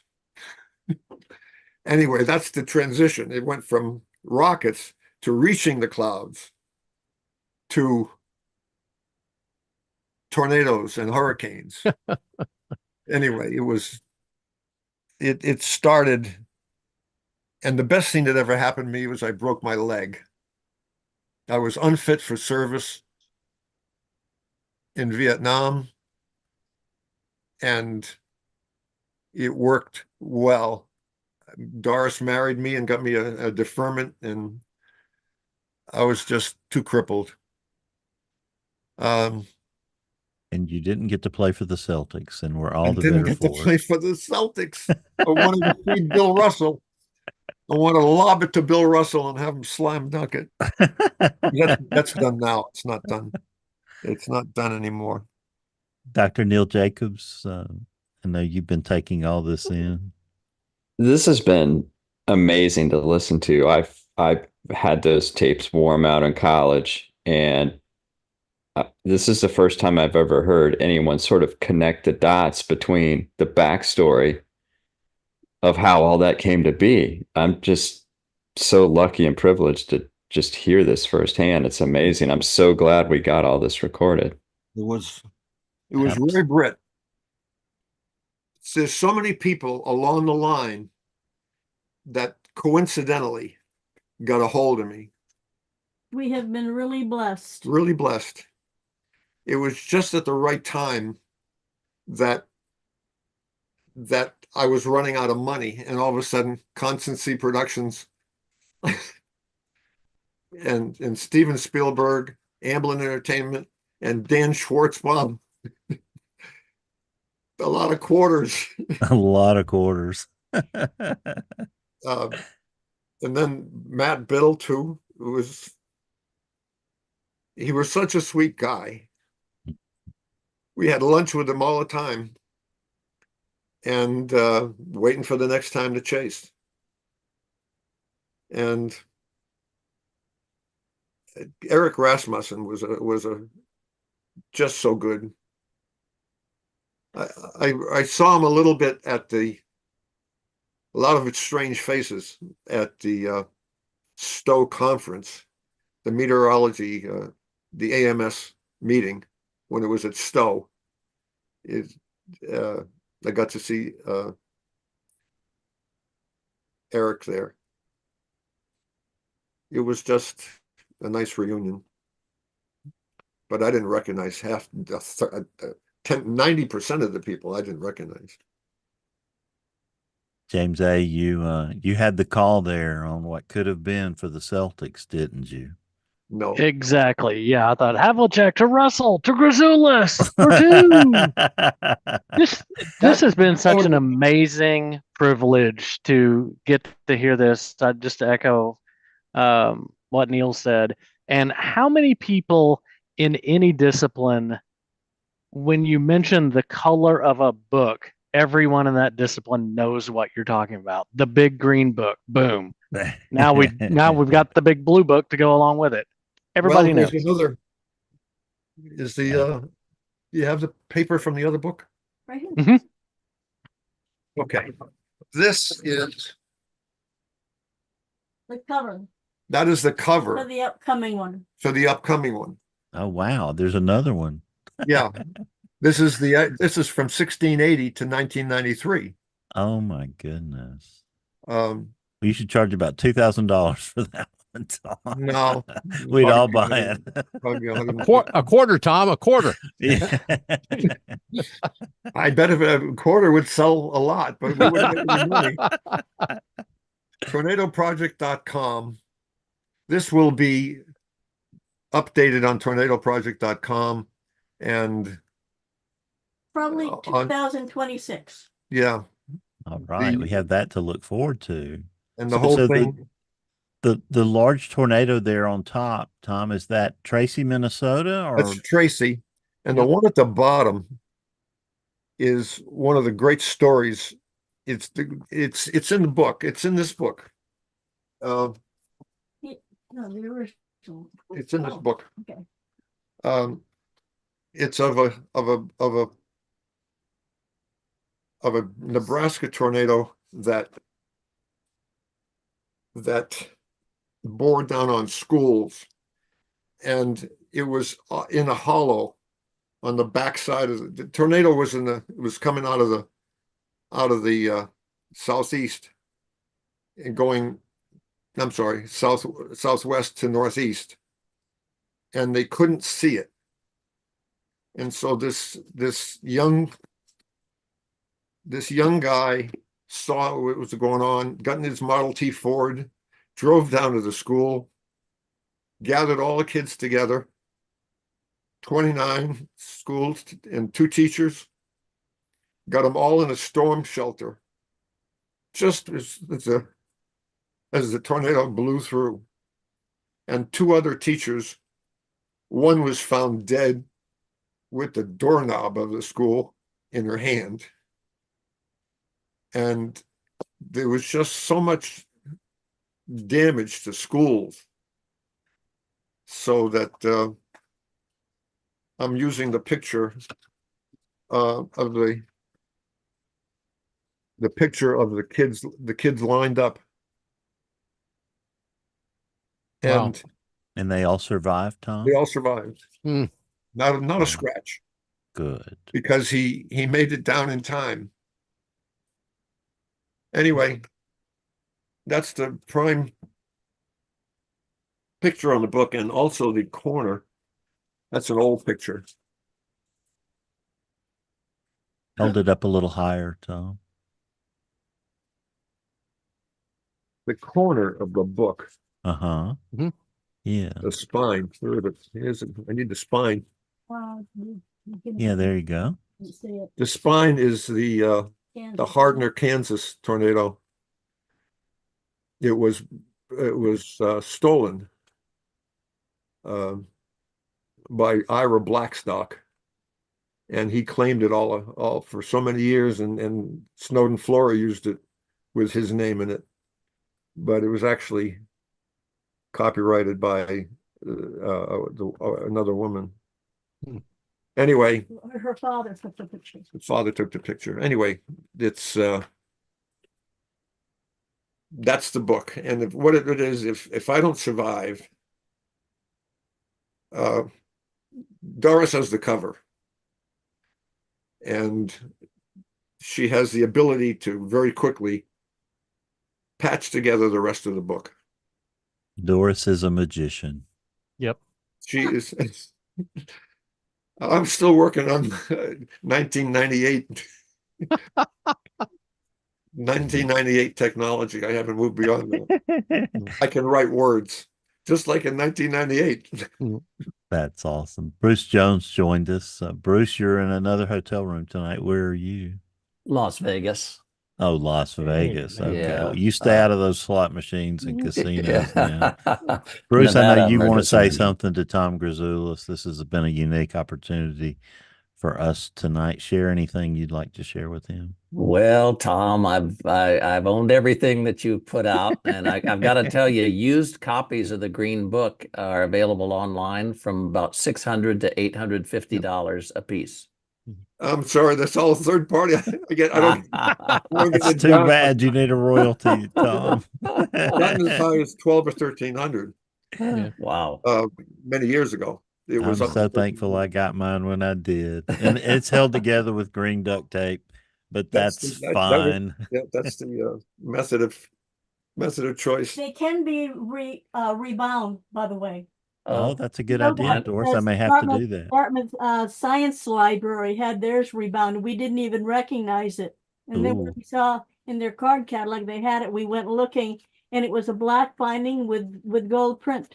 But it was Well, I will make So- sure mine is bound in green because it can't be anything else. Jen Nermore, I wanted to come to you last before we go to Dr. Span because you've had a close personal relationship with this young man in this picture and his beautiful wife.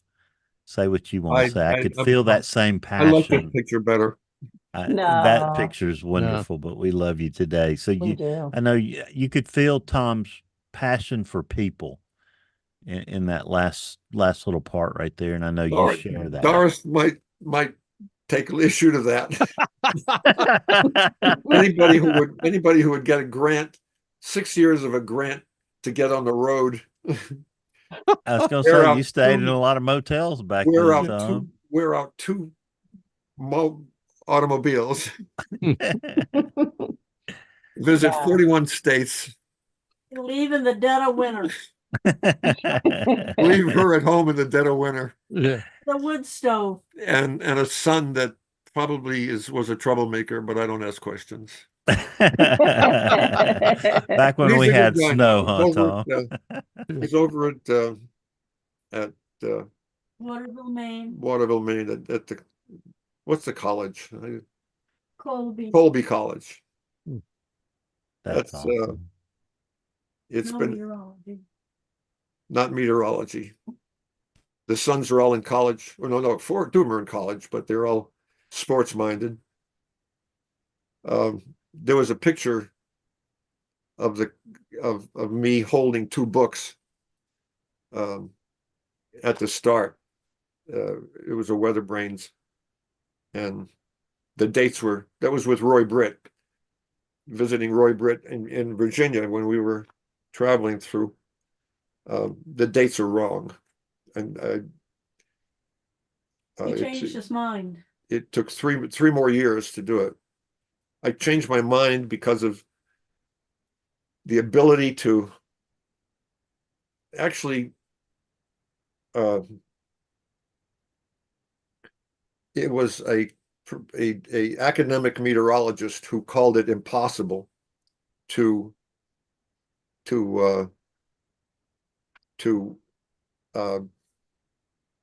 correctly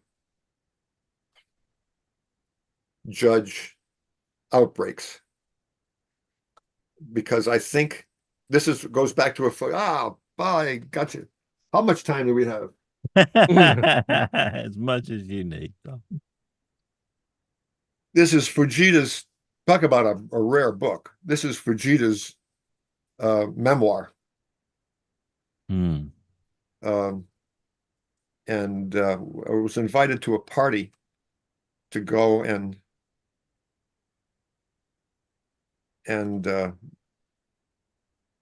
anyway, he took me to lunch the day after. This is the last time I saw him, 1992. I don't know where it is. It's my picture, though. My picture is in his memoir. And we talked about when it bleeds, it leads. And the idea of using deaths to rank outbreaks is never going to work. Joplin, Missouri, 10 miles to the north, 10 miles to the south, it would be a footnote in history, and not the worst tornado of the decade or the century or half century. And I put in the 30 pages of that book, of the Blue Book, are about a system of ranking outbreaks without counting deaths. And that was suggested by Fujita in 1992 at that little meeting we had. We talked more about praying mantises than we did anything else. But that's where it came from. What did you think about the American Experience show that they did on Fujita? We had the producer on here, but what did you think about it, Tom? Well, it was missing a lot of footage. I provided them with a lot of footage, but they didn't feel they had the copyrights to it. I was disappointed in the lack of footage that they had of him. Otherwise, it was good. I don't know what he said about it, but it was missing a lot of footage that I supplied, and they didn't have. Get it. They couldn't get it. They just couldn't get permission.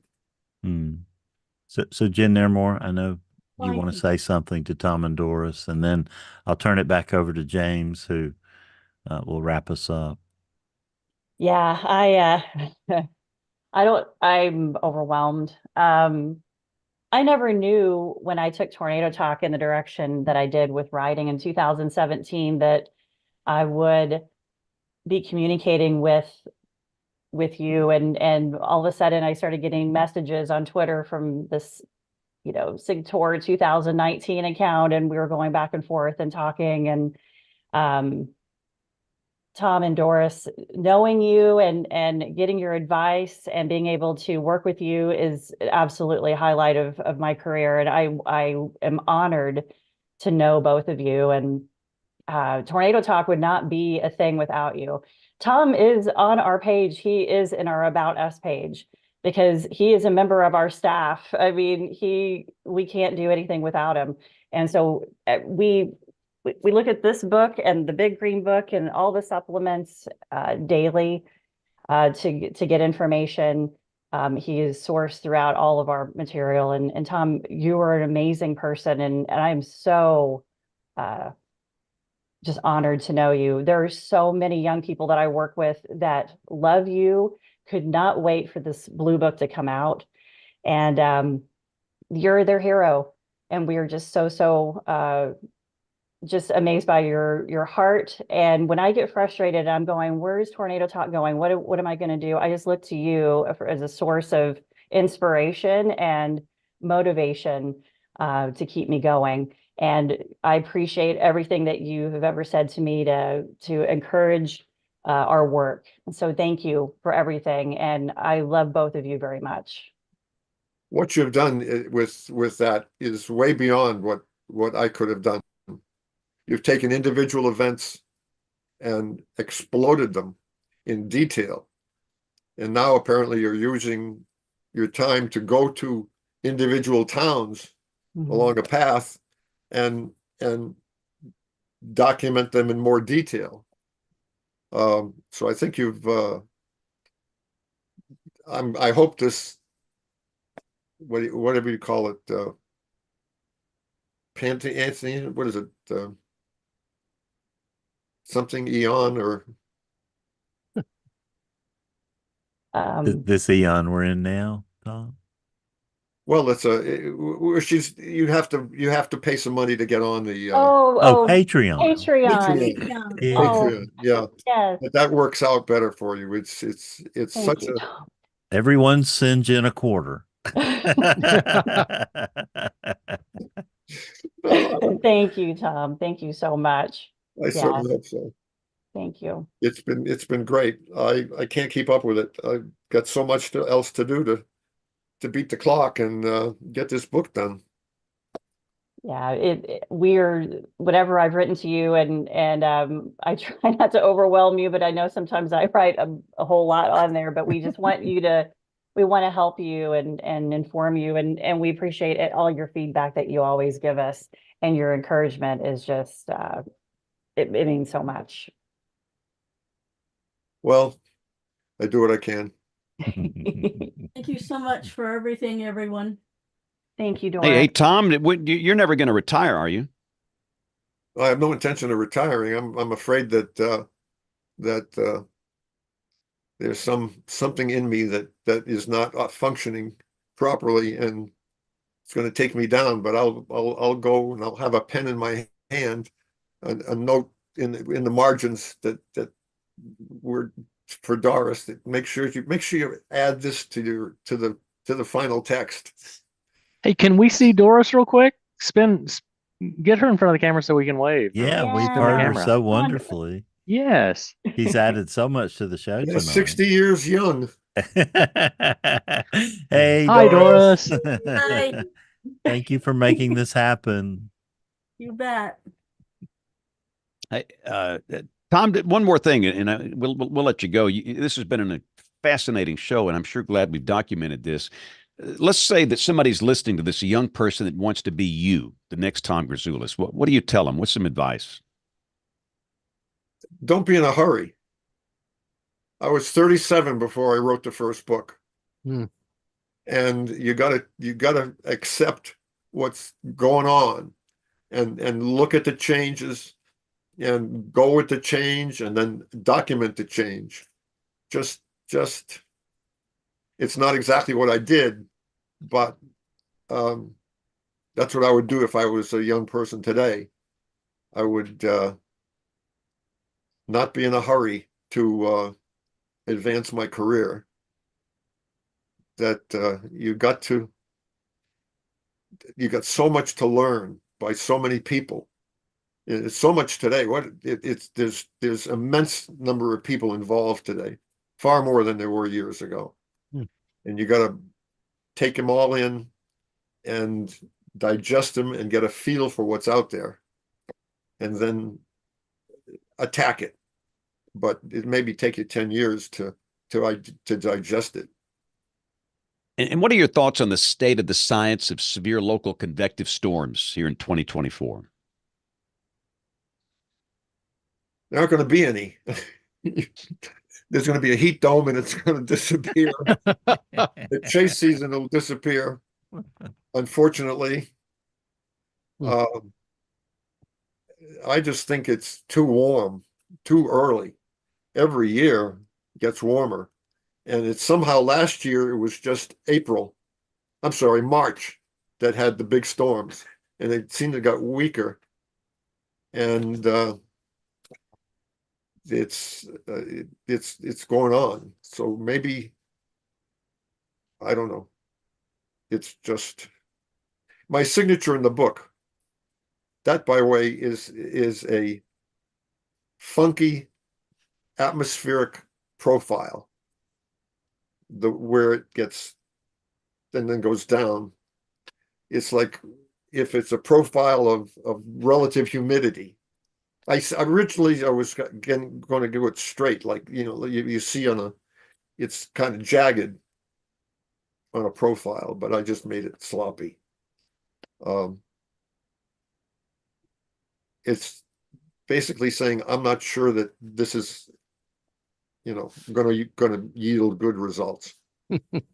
That whatever is happening out there is not going to happen anymore. I hope not. Well, I hope too. What am I going to hope for more tornadoes? No, Right. I can't do that. You can't hope for more tornadoes, but you can study them, and things have changed so much. There's drone video now comes out right away, and there's more and more of it. And Fujita told me that I should look for microbursts from either side of the tornado. That the tornado pinches off. The real tornado is right in the middle, but that the microbursts on either side are making it smaller, and it's not 1,000 years. It's not 1,000 yards. It's smaller because of microbursts. Anyway, I don't know. He told me a lot, and I can't remember it unless somebody reminded me of it here. Anyway. Well, Tom and Doris, thank you both for your time. I know we've kept you here 2 hours, and it's getting late on the East Coast where you are. But thank you so much. And again, when's the next book going to come? When's it going to be out? Give us a date here. Probably 3 years. 3 years? Well, 2.5.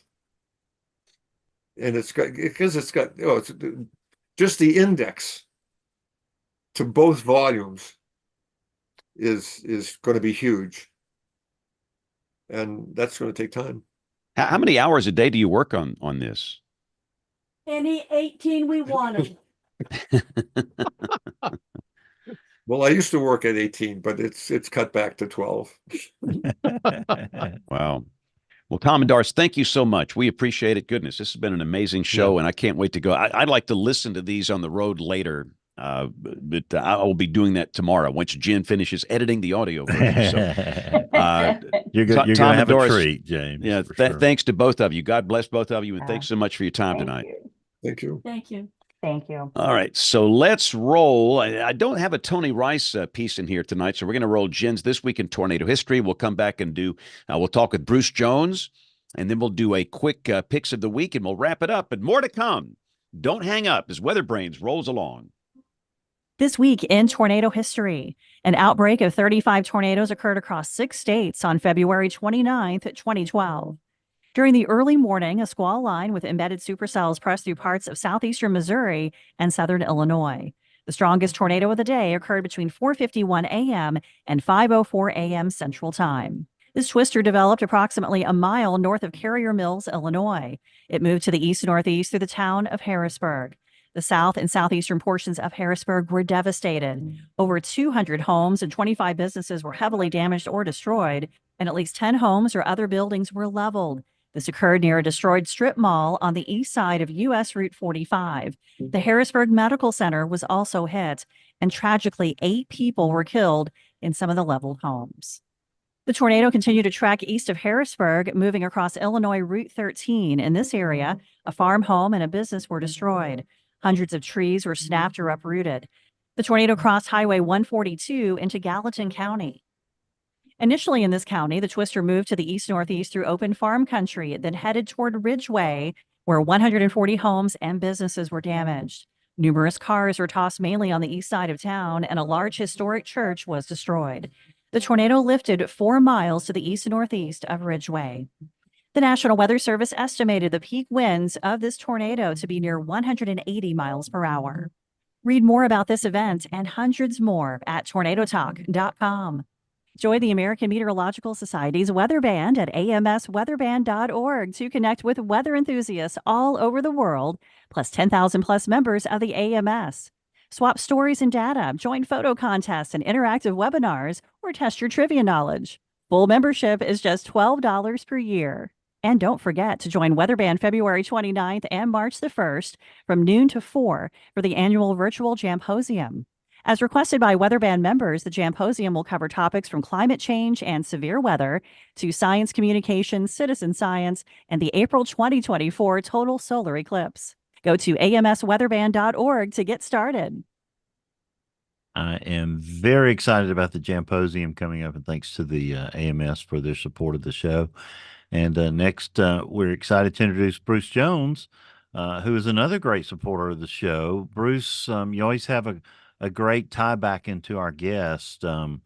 It's just amazing, the contacts and the experience and just how on top of things he was tonight. Memories over, nearly 60 years of tornado research, and Doris there to, just to show the value of a partner.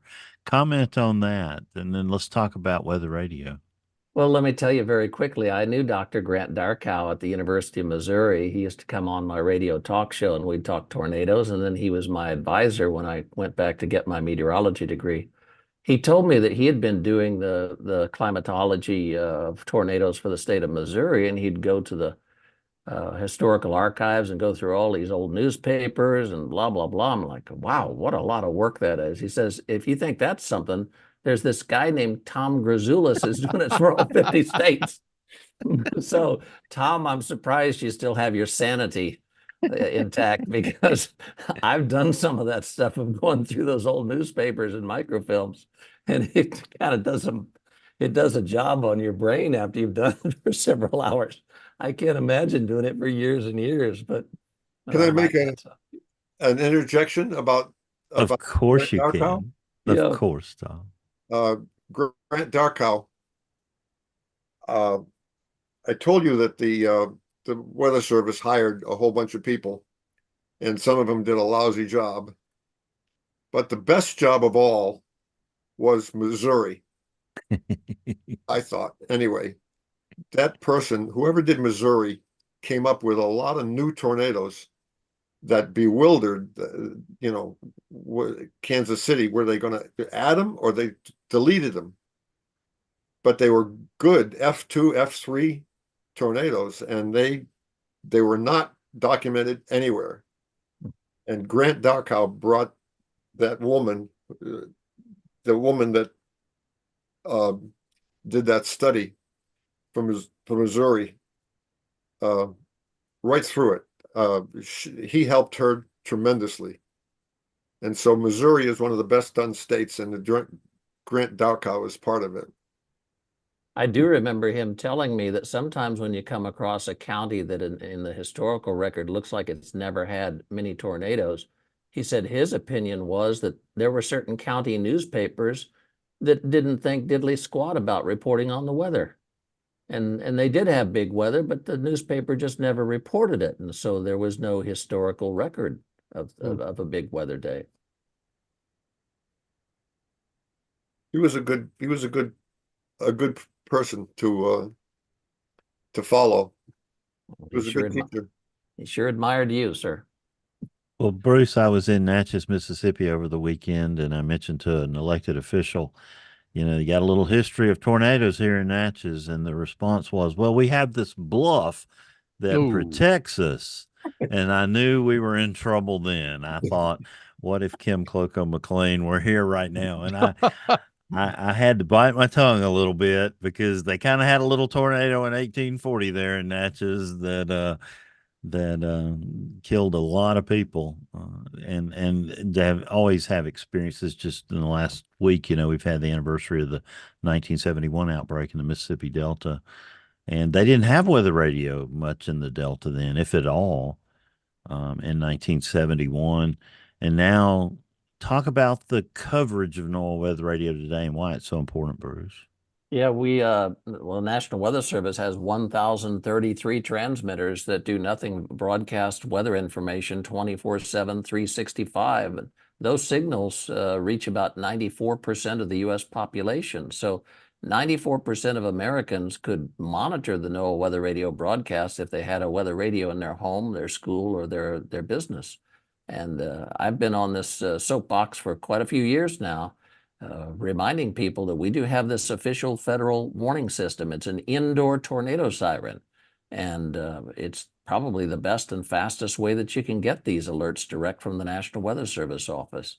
I noticed in Texas this afternoon, they're putting out wildfire warnings on NOAA Weather Radio for those fast-moving wildfires, and so they should. Every home should have one. I think President Carter said that, and then again, President Gerald Ford may have said that, these should be in every single home, school, and business in America. So if you're a WeatherBrains listener or viewer, please spread the word. These devices save lives. They're very affordable, especially for people who live in marginal housing. Public Alert Certified NOAA Weather Radio is a life-saving device with battery backup. It'll continue to operate even when the power is out. And if you're a fan of WeatherBrains, we have a special offer for you. If you'll go to midlandusa.com, you can get a weather radio and get it at 25% off. All the weather products and accessories are 25% off when you use the special WeatherBrains promo code. And that promo code is SPAN25. That's SPANN25.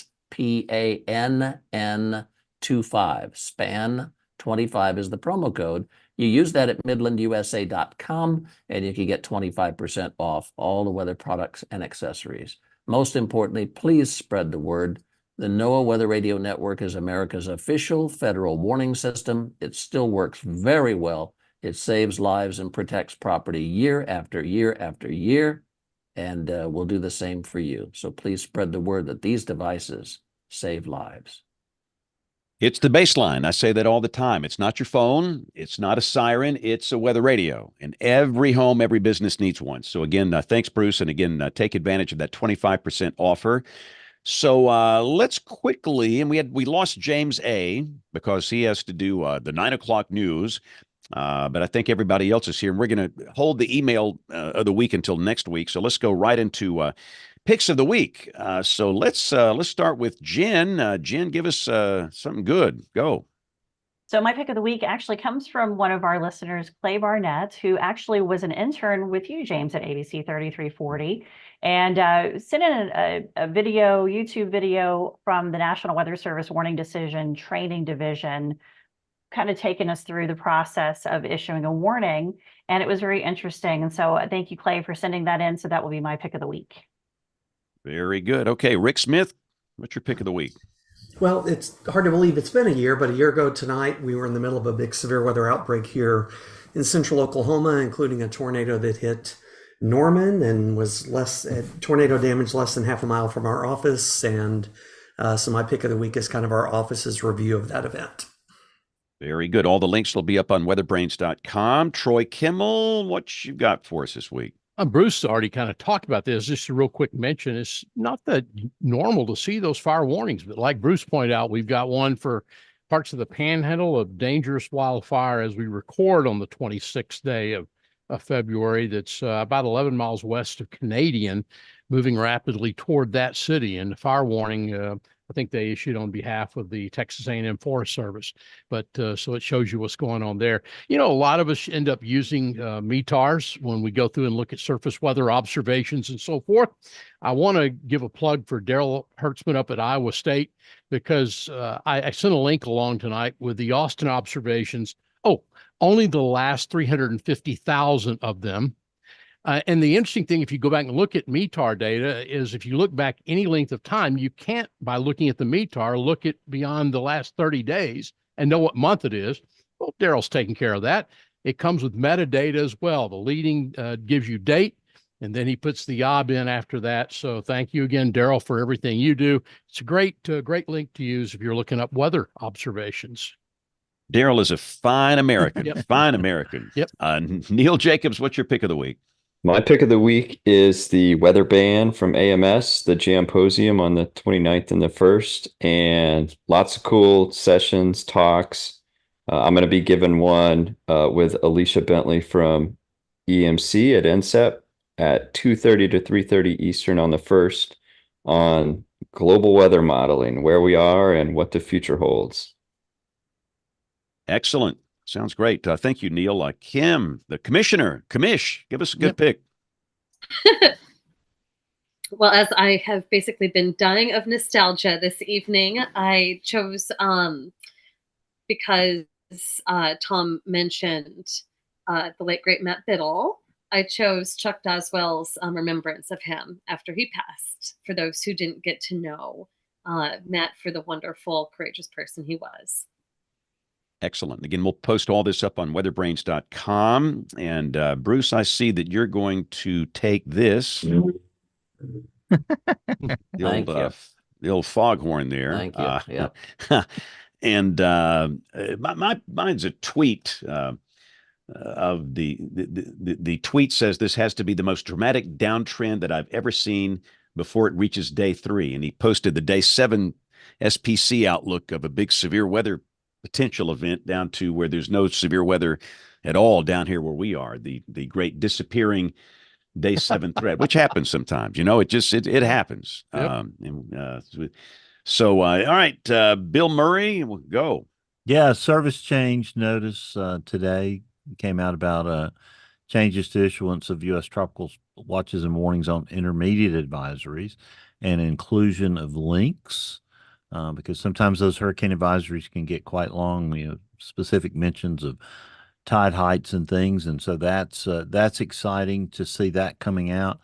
And that is my pick of the week. And James, we've got after this incredible run of guests that we've had, running up through Tom and Doris tonight, next week's guest canceled, but Kim is, fingers crossed, stepping in. We'll finally get an answer on the phased array. And go down the hallway, Kim, while you're there, and tell Dr. Harold Brooks that I had him on for the 11th.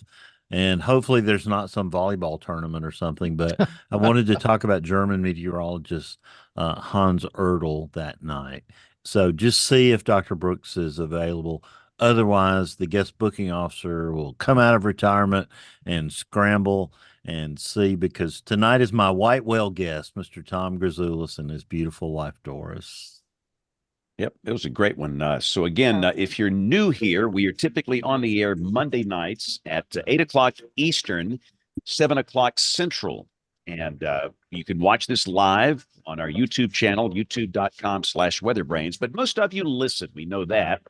And we are so thankful to Jen for volunteering to edit the audio show this week.